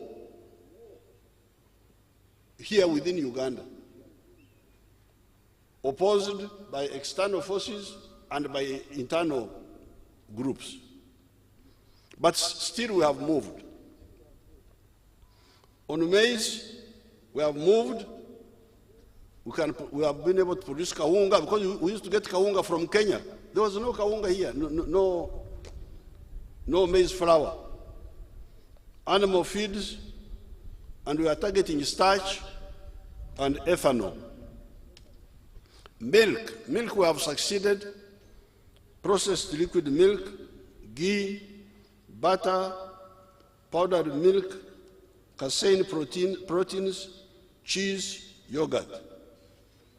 Cotton, textiles, vegetable oil, animal feeds, gunpowder. Africans don't know that gunpowder comes from cotton.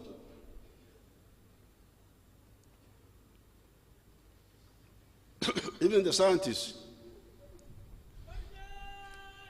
at Namronge, where they grow cotton, I asked them, do you know that gunpowder comes from cotton? They didn't know.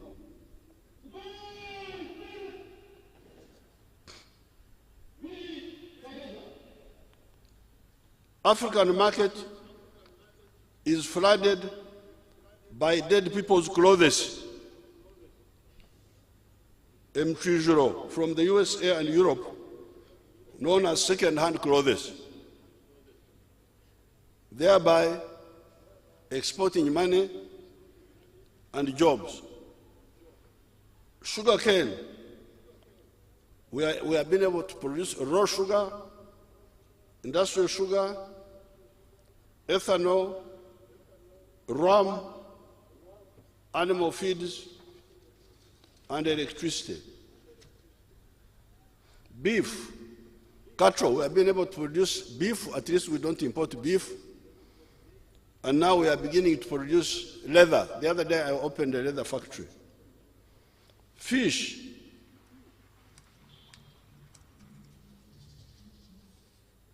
We have got 14 factories producing fish fillet. The Nile Perch Mall is being developed as a big export. These factories had gone to 22, but some had to close because of the bad fishing of fishing young fish. Bananas. Our scientists have moved on the banana flour, banana starch, banana juice, banana wine, banana gin, eyo mugimanyi ndowooza. Eyo sirina kugyogerako nnyo. Waragi. Waragi oyo bamutegeera bannayuganda. Alcohol sanitizers against corona. Zyatuyamba nnyo. Here we have been having a big war with the political class and the bureaucrats over this banana project. Bananas are good for potassium and carbohydrates, apart from vitamin C in ripe bananas, amenvu. Fruits, fresh fruit exports, fruit juice, teju, we are making teju, teso juice. I gave them this name. They wanted to give it another name. I said, no, you call it teso juice.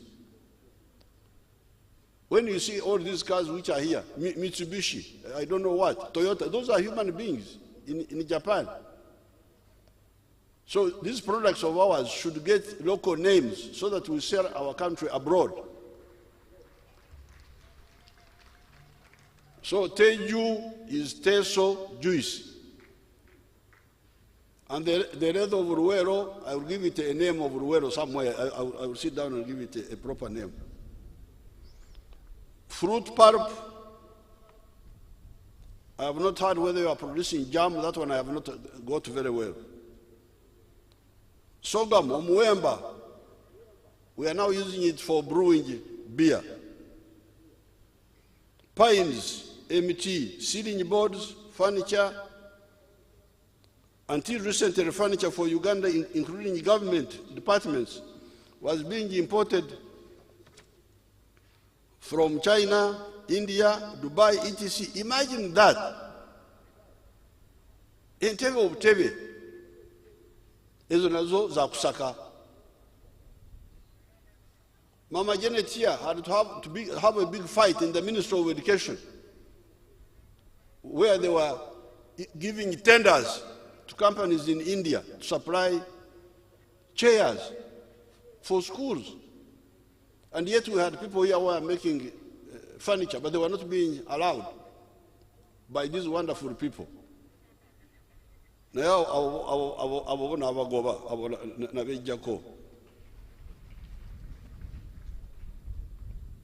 gold refinery. We have got a gold refinery. Finally, we are able to fully process gold. But you are not using it. The gold which is processed in Entebbe, you don't use it to make jewelry. You should make jewelry out of that gold. limestone, cement blocks, pavers, scrap metal, steel bars, mtaimbwa, steel gate doors, used car batteries, recycled batteries, rubber, car and motorcycle tires, PVC plastics, textiles, blankets, palm oil, soap, cooking oil, sesame seeds, cooking oil, soap manufacture, marble tiles, marble. We get marble tiles and sanitary ware. Clay. We are now making industrial ceramics.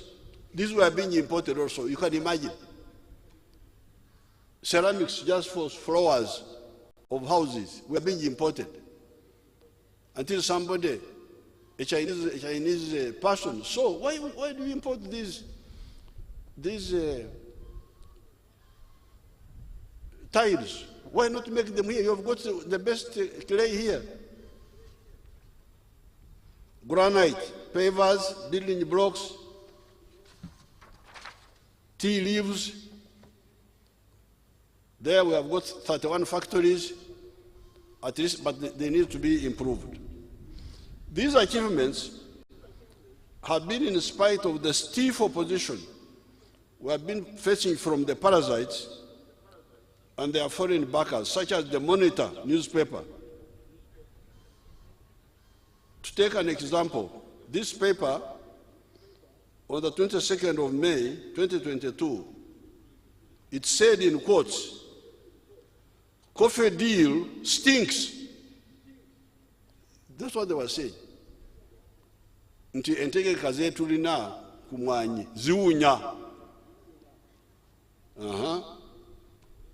Bali awo kubanga bw'oyogera omuntu akuli mu maaso kiba kirungi when you talk about somebody who is there, not backbiting him.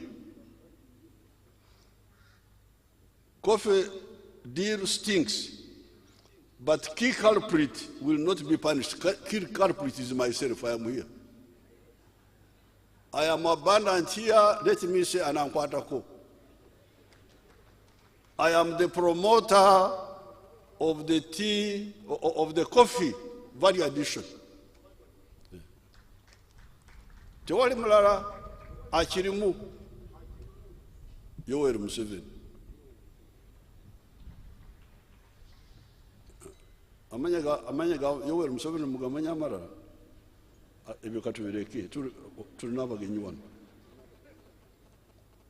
In other words, Museveni is committing a crime by trying to add value to the Uganda coffee.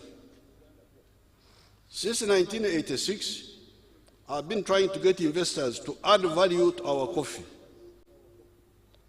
On the 12th of November 1997, I wrote a letter to the Honorable Mayanja Nkangi to complain about the lack of movement on the issue of adding value to coffee. Our farmers, even today, our farmers are paid an equivalent of 70 cents per kilo of low-grade coffee.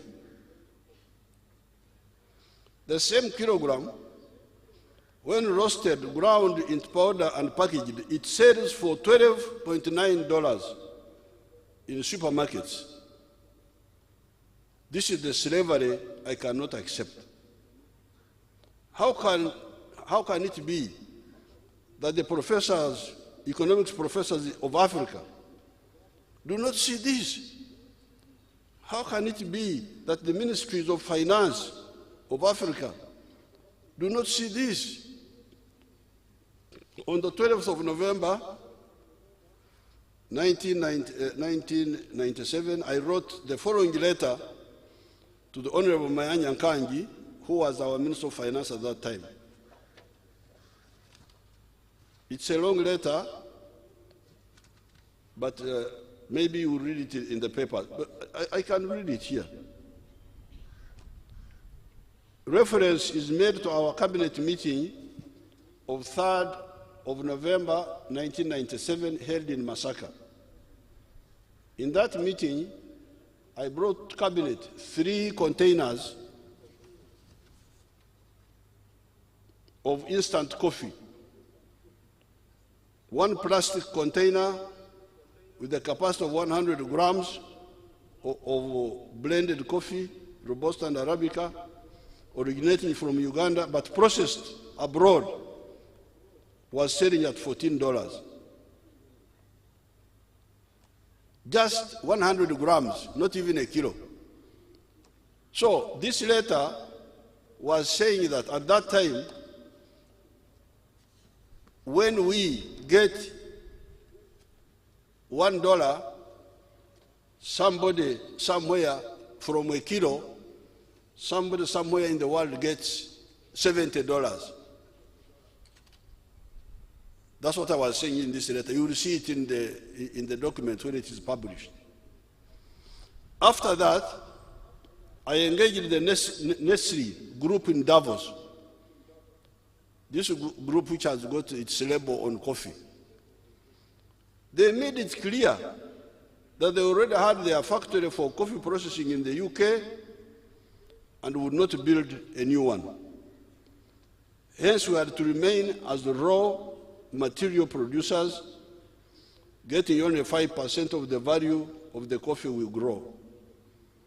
They, moreover, try to muddy the water by claiming that blending of the different coffees can only take place in Europe.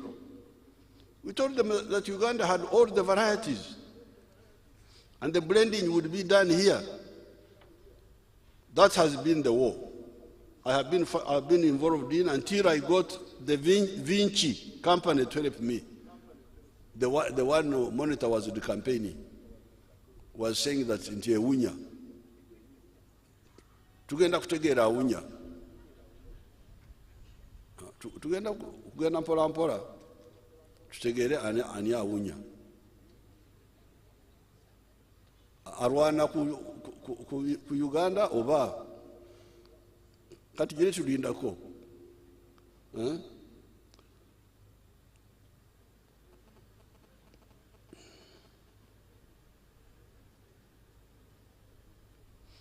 You heard how some of the MPs were talking in that war.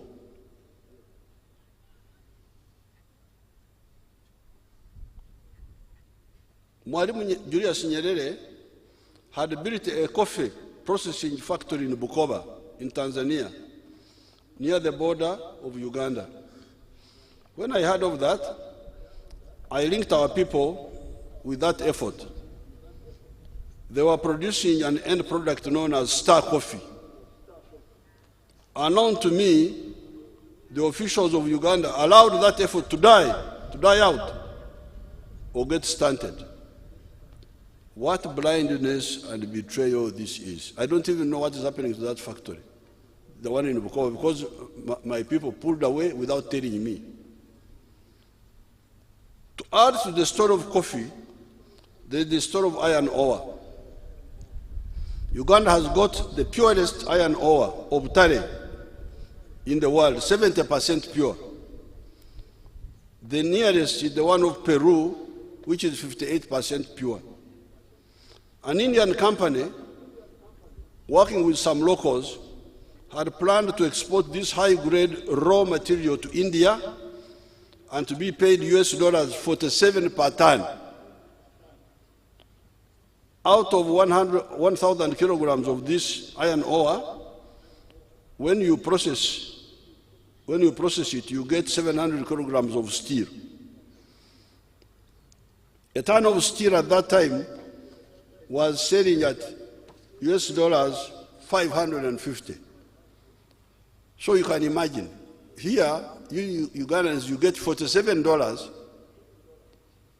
Somebody goes and gets 550 from your iron ore here.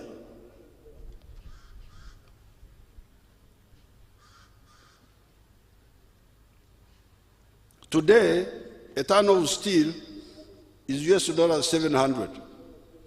I stopped that theft.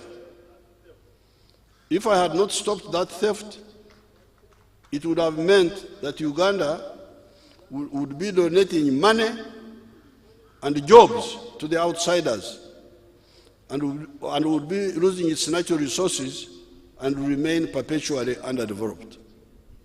I cannot be part of this. We have now finally got investors that are ready to build a vertically integrated steel industry that will produce high-grade products that we need for hydropower dams, for high-rise buildings, for the standard gauge railway, and for our automobile and military industries. Each year, Uganda spends US $362 million on the imported steel and steel products. East Africa spends $2.5 billion on steel products if you include automobiles, which consume a lot of steel. Yes, we have 12 factories recycling scrap metal.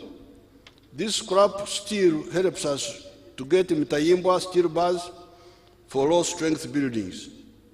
The products of recycled steel cannot, however, be used for high-strength structures such as dams, the standard gauge railway, etc. Hence, the endless hemorrhage. Why should this be tolerated? Why should this be happening in Africa 65 years after Ghana's independence? This crime of donating Africa's resources at a pittance to clever outsiders applies to copper, cobalt, tin, coltan, etc. Any wonder that African youth do not have jobs and must go for semi-slave jobs abroad. Those jobs are donated by African planners to the outsiders. This is the war I've been fighting here in Uganda for the last almost 62 years. I thank those elements in the NRM that seriously support this position. I appeal to all the others to support these liberation efforts. It's a matter of survival and crucial for our prosperity. The second question I want to pose again is the political class in Africa determined to build a Latin America in Africa or a United States of Africa in Africa? This question should have been answered at independence. Mwalimu Nyerere, Nkrumah, Modibo Keita, Sékou Touré, and maybe Lumumba was killed too early, raised this question and tried to answer it in a correct way. Their voices were, however, smothered by the collaborators, and instead the nebulous OAU was created. In the last 500 years, two good laboratories have emerged on the global stage.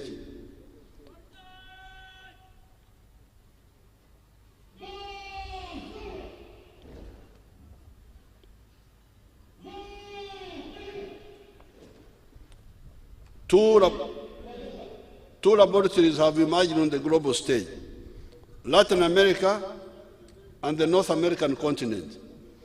European populations expanded into the two continents of the Americas that were inhabited by Indians of the West.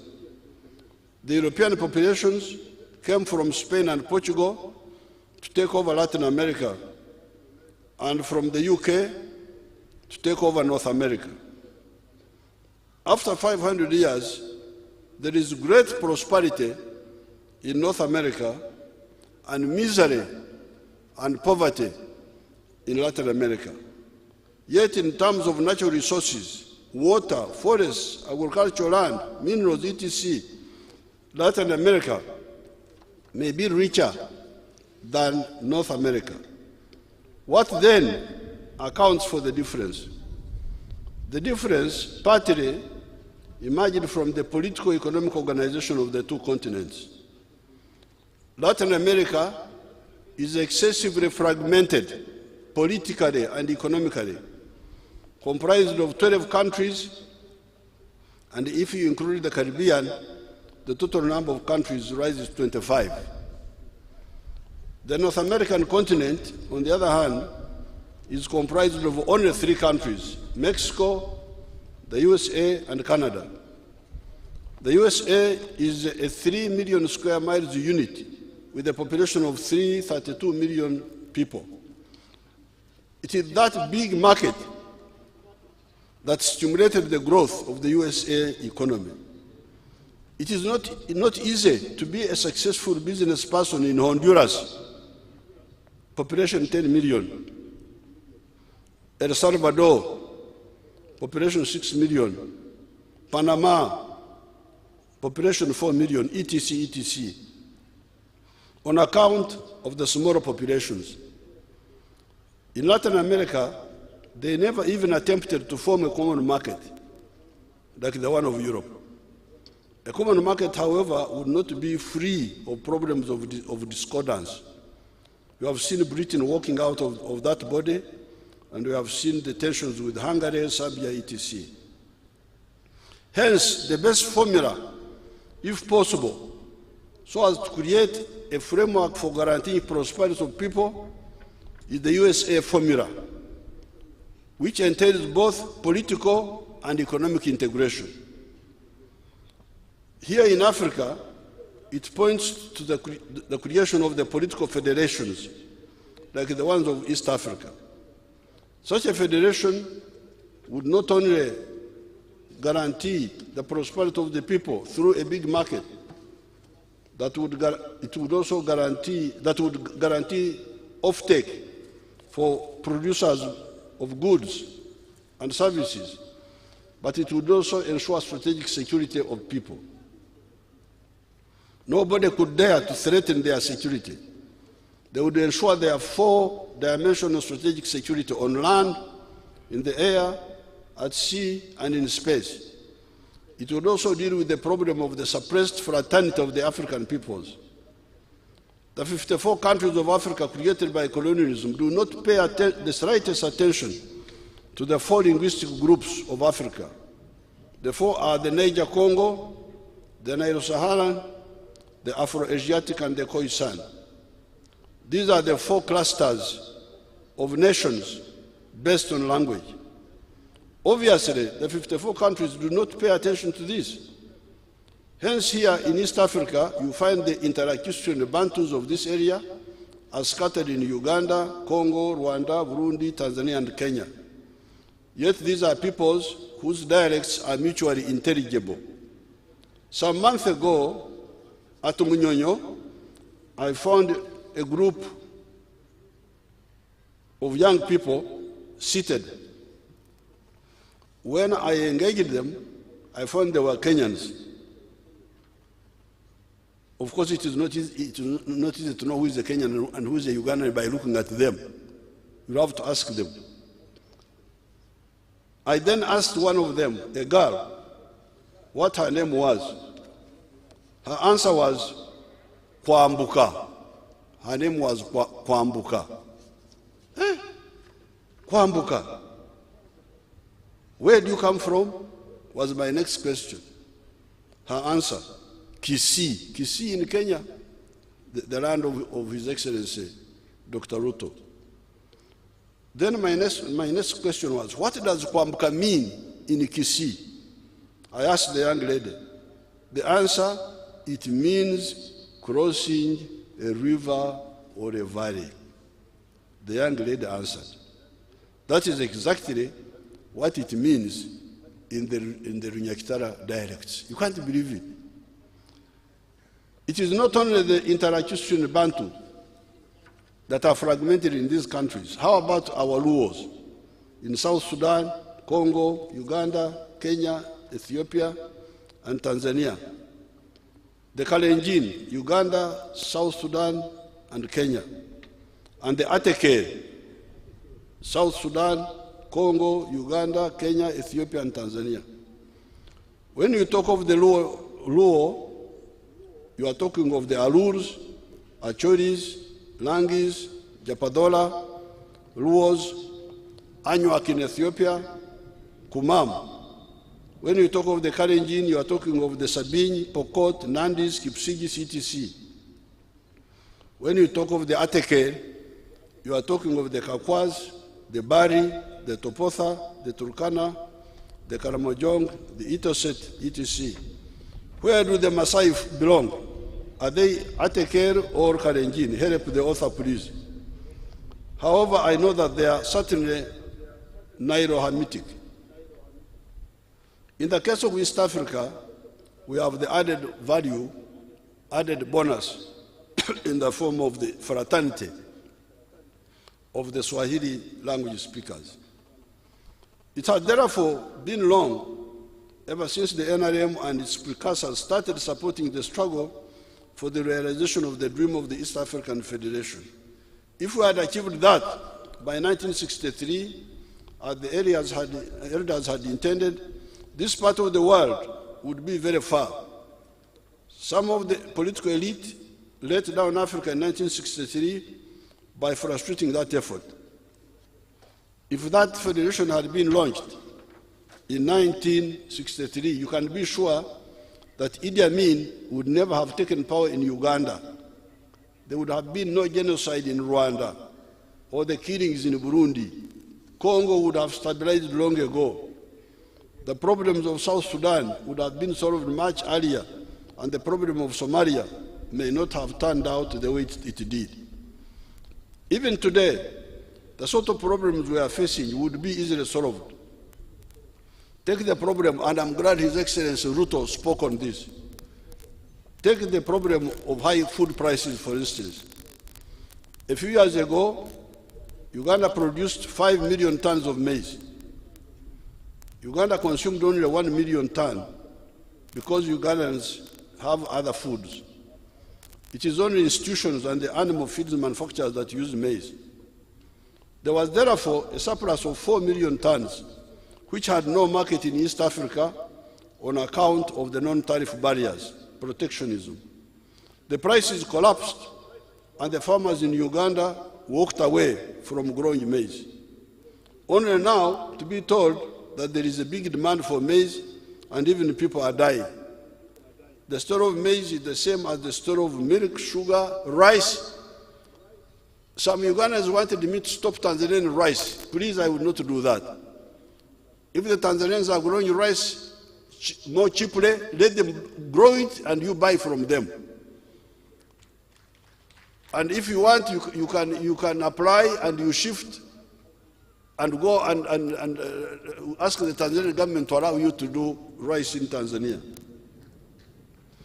In my opinion, East Africans will be better off if the most efficient East African producers are encouraged so that the whole of the region benefits.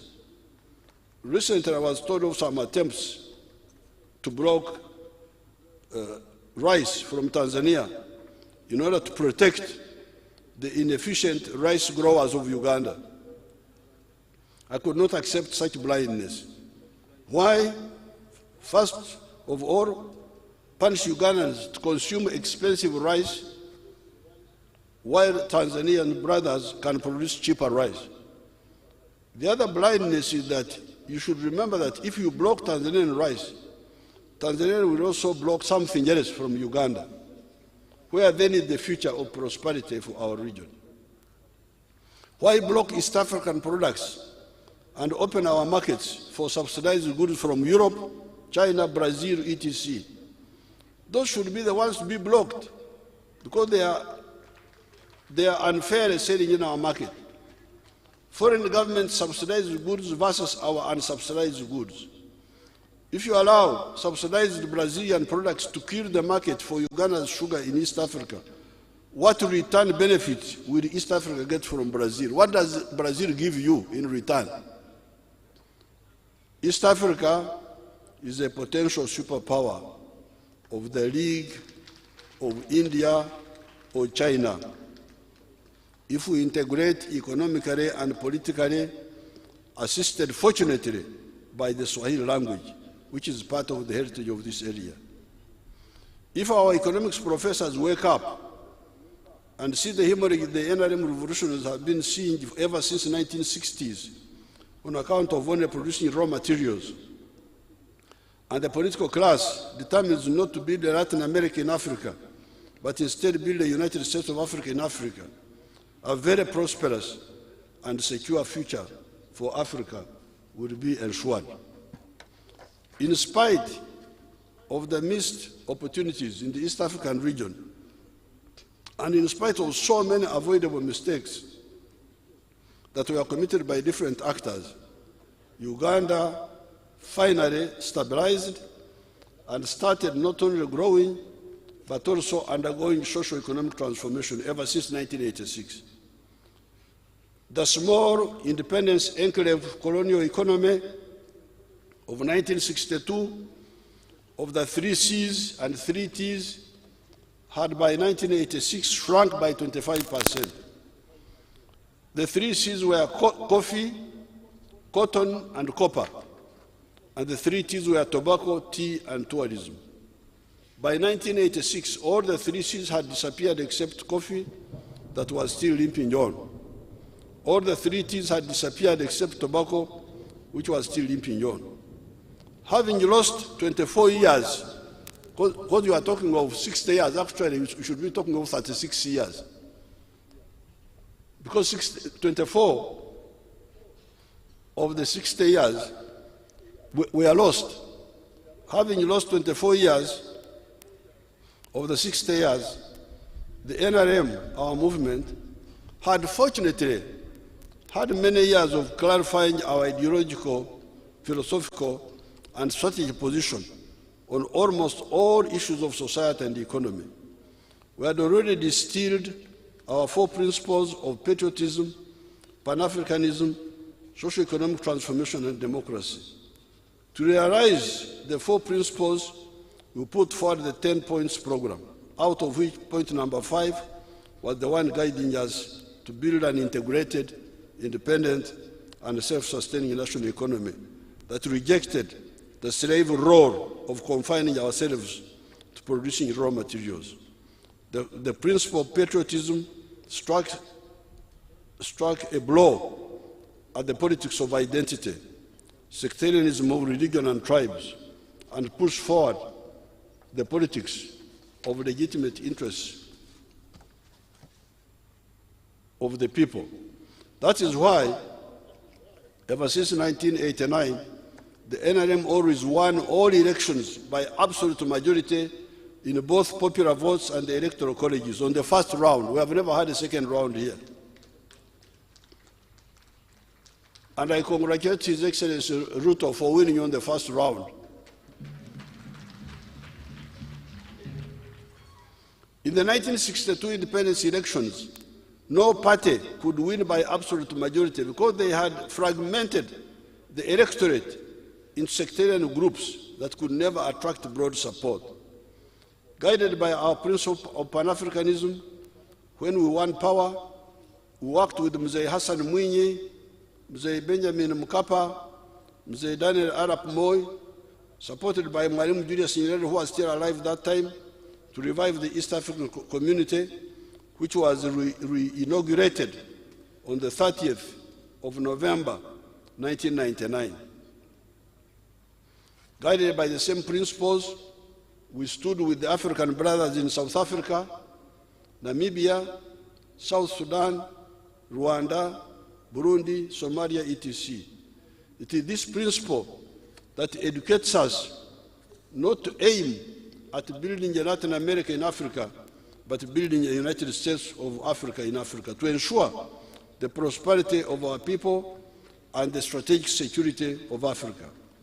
Our belief in patriotism and Pan-Africanism enabled us to build a strong national army for the first time since the collapse of the Batrese Empire around the year 1500 AD. This is partly on account of the ideology of anti-sectarianism.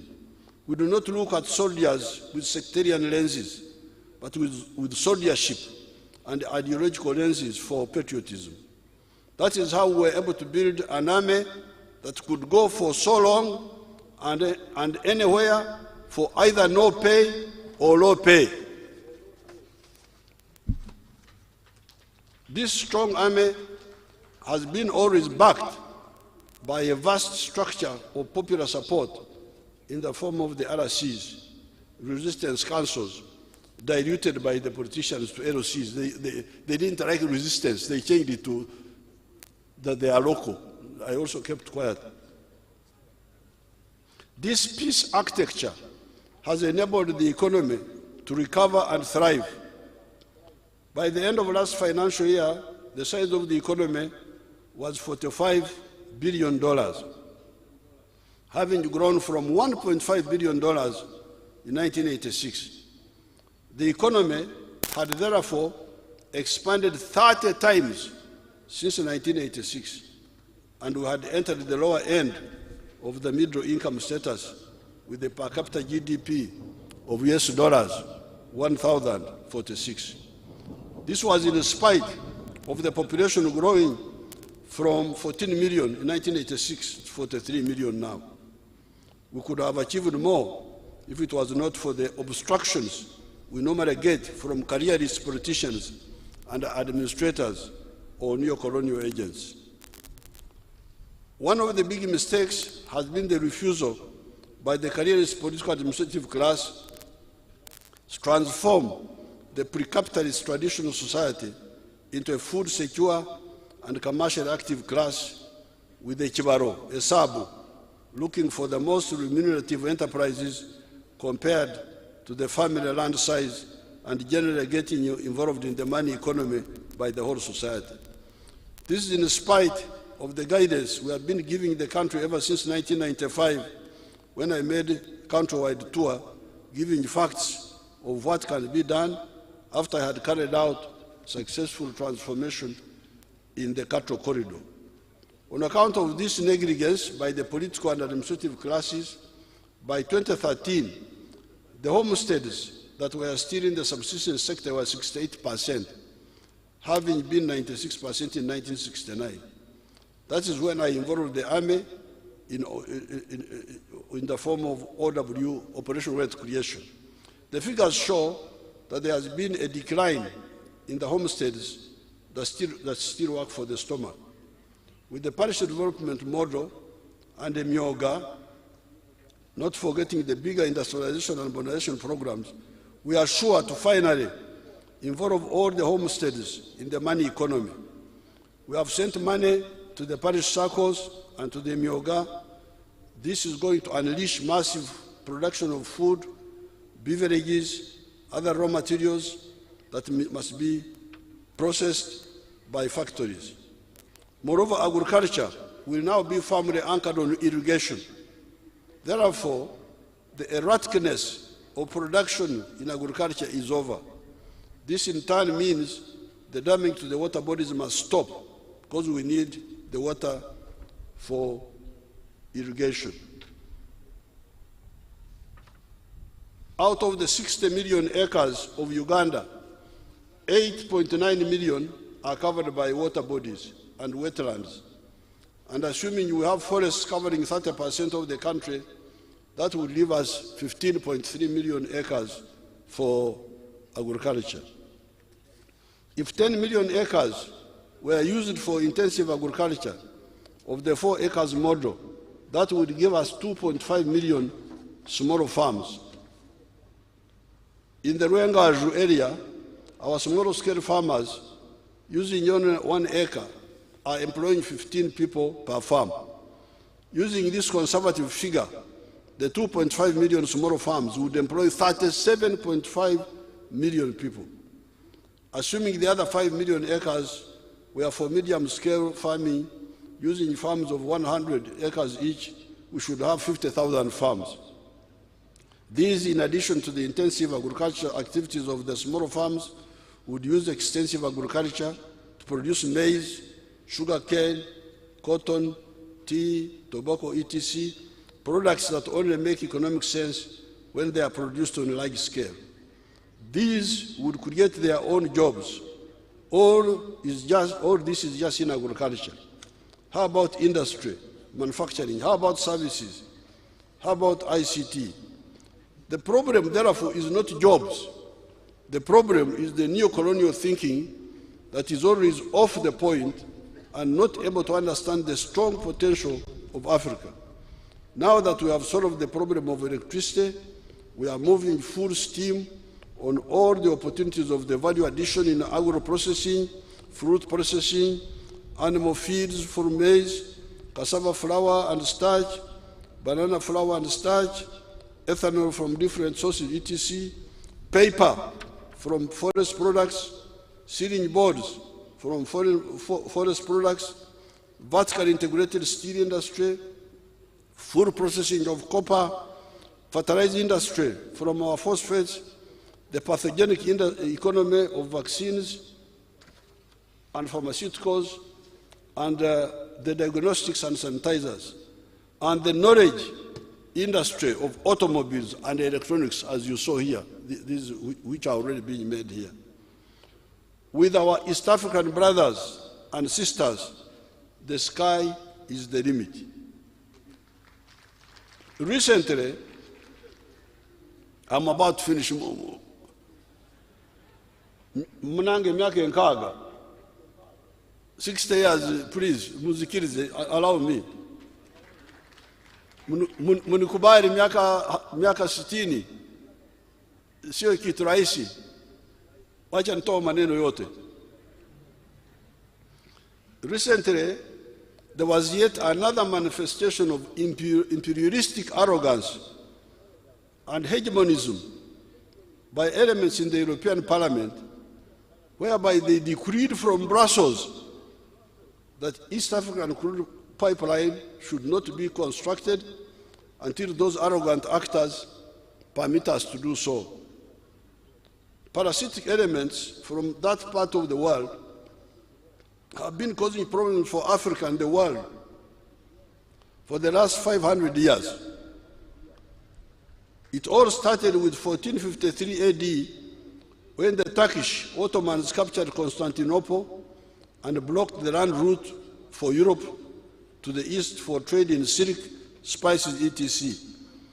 The Europeans, led by Portugal, legitimately started looking for an alternative sea route to the east to outflank the blockade, partly due to our internal weaknesses caused by the bankrupt tribal chiefs. What started as a search for alternative route to the east soon became a mega slave trading phenomenon: colonialism, exploitation, looting, and genocide in Africa, Asia, and the Americas. By 1900, the whole of Africa had been colonized except for Ethiopia. However, soon the Africans and other colonized peoples reorganized and launched a massive anti-colonial movement in Africa, Asia, Latin America, and the struggle for equal rights by the black nation in the USA. The African National Congress was founded in South Africa in 1912. By 1994, the arrogant imperialists were defeated in South Africa. Earlier on, the colonized peoples had achieved victories in Indonesia, India, Indochina, Mozambique, Kenya, Algeria, Angola, Guinea-Bissau, Zimbabwe, Namibia, and the whole of Africa, either through armed struggle or through peaceful mass struggle. 1994, with the liberation of South Africa, should have marked the end of imperialist arrogance and meddling in the affairs of their former victims. However, some elements are incorrigible, as you can see from this resolution.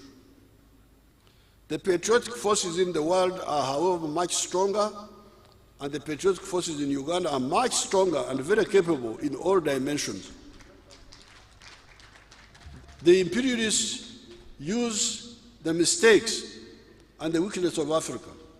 Otherwise, Africa is invincible, as was shown by the victories in Mozambique, Angola, and Zimbabwe.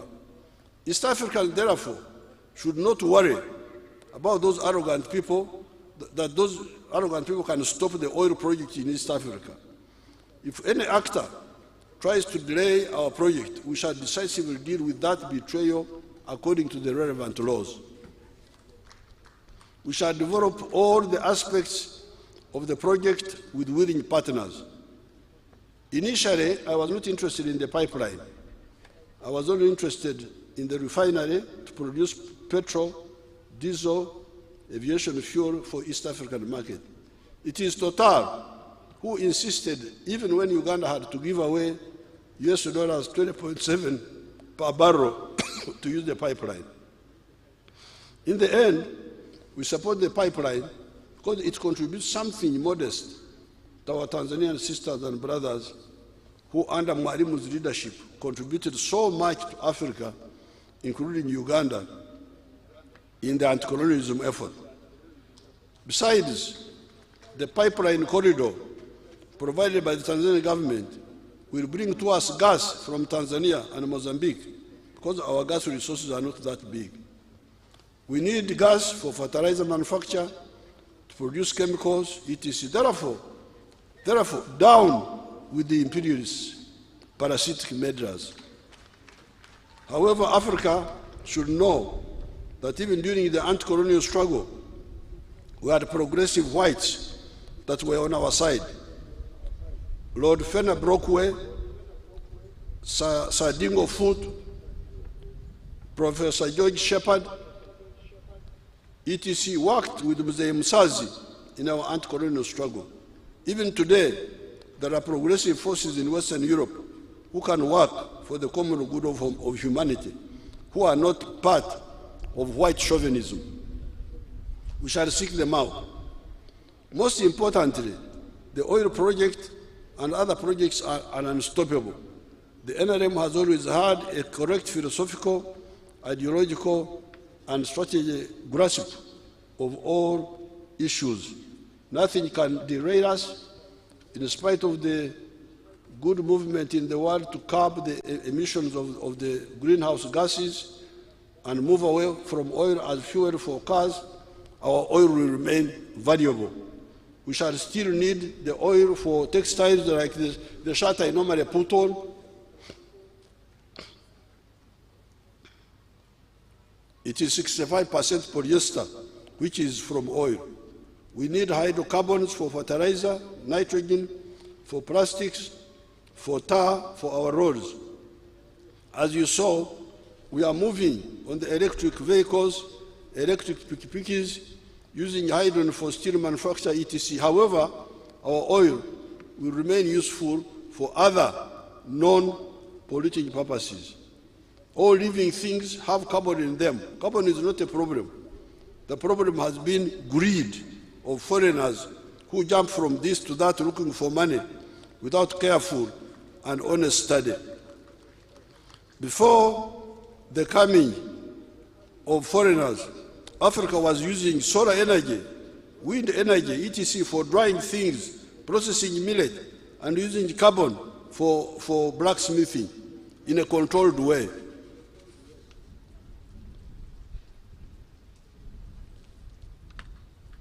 With the more understanding of natural laws, science, if we would do away with greed, all these products can be used safely and sustainably. When oil will no longer be needed for driving cars, it will serve us longer for use for other purposes. I thank everybody. In particular, I thank their excellencies, His Excellency Ndayishimiye, President of Burundi and Chairman of the East African Community, His Excellency Salva Kiir Mayardit, President of South Sudan, His Excellency Sheikh Mohamud, President of the Republic of Somalia, His Excellency William Ruto, President of the Republic of Kenya, His Excellency Dr. Ali Mwinyi, President of Zanzibar, and the Chairman of the Revolutionary Council representing the President of the United Republic of Tanzania, His Excellency Ebua Jean-Pierre, Vice Prime Minister and Minister of Public Service of DRC, and His Excellency Professor Manasi Nshuti, Minister of State for East African Affairs, representing the Republic of Rwanda, and Dr. Peter Mathuku, Secretary General of the East African Community, and Honorable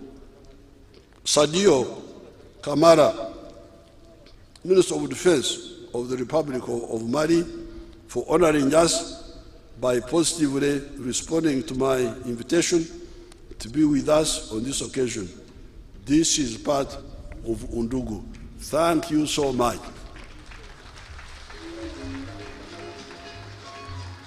Ambassador, have you survived the speech? Muchariwo katonda yebazigo oba muonye speech eno. Asante sana kama kuvumilia hii hotuba ndefu kiasi hiki. 30 pages. Thank you very much.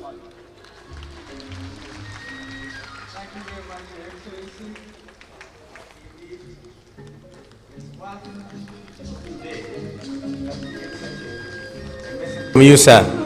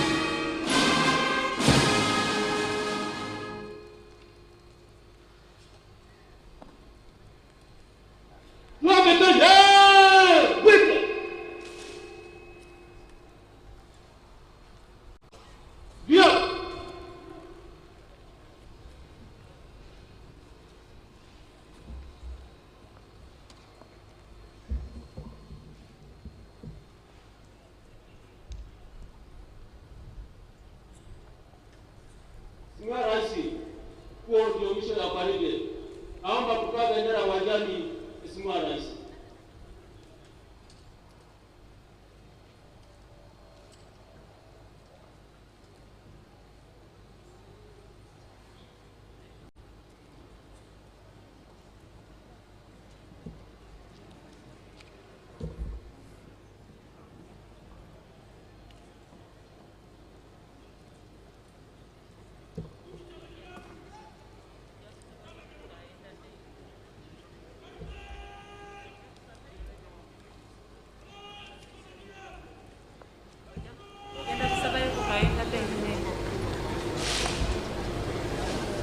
Should we?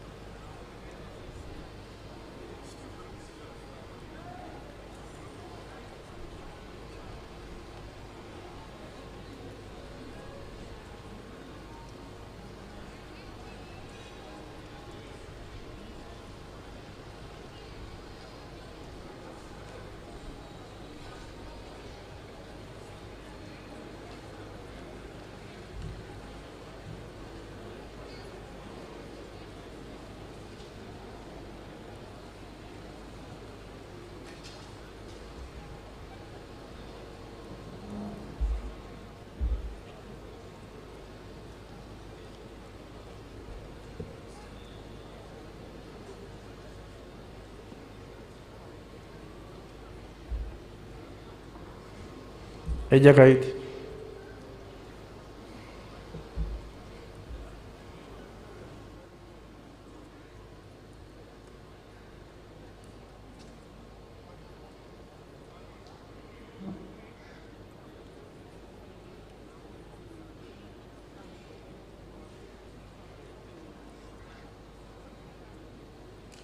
Ejakait okuror.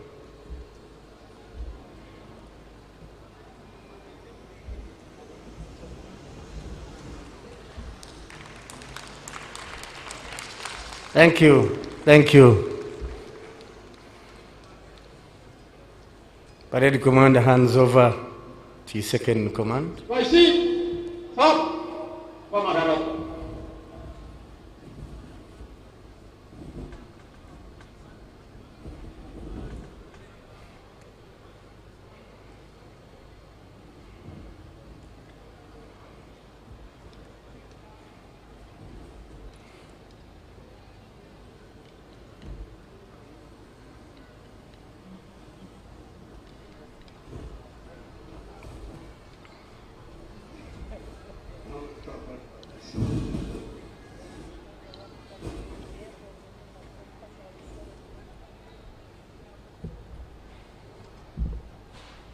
e alamanoi e jakait kano okirol.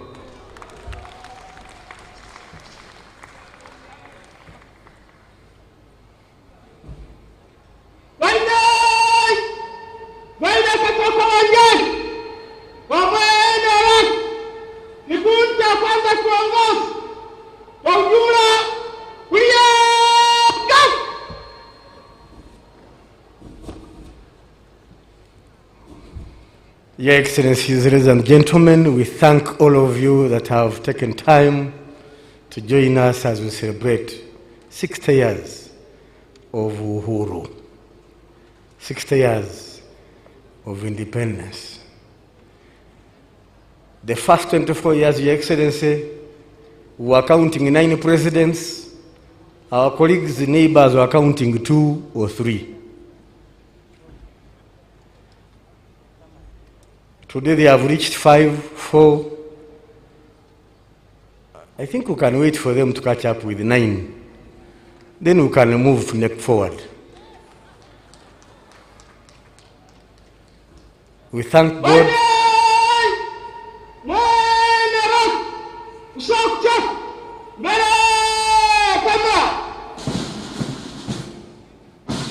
We thank God for assigning you to lead this country the way you have done.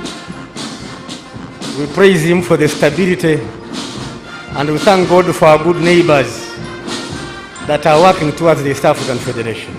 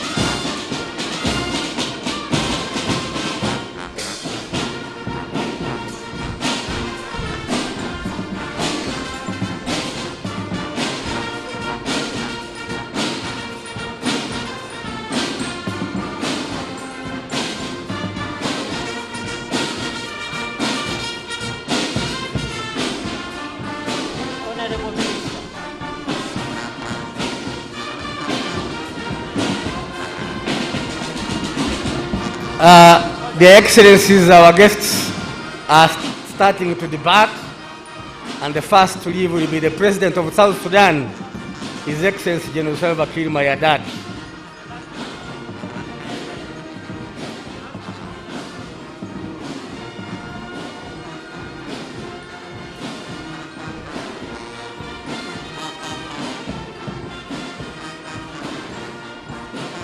His Excellency Mayardit will be followed by the President of Burundi, His Excellency Sylvestre Ndayishimiye.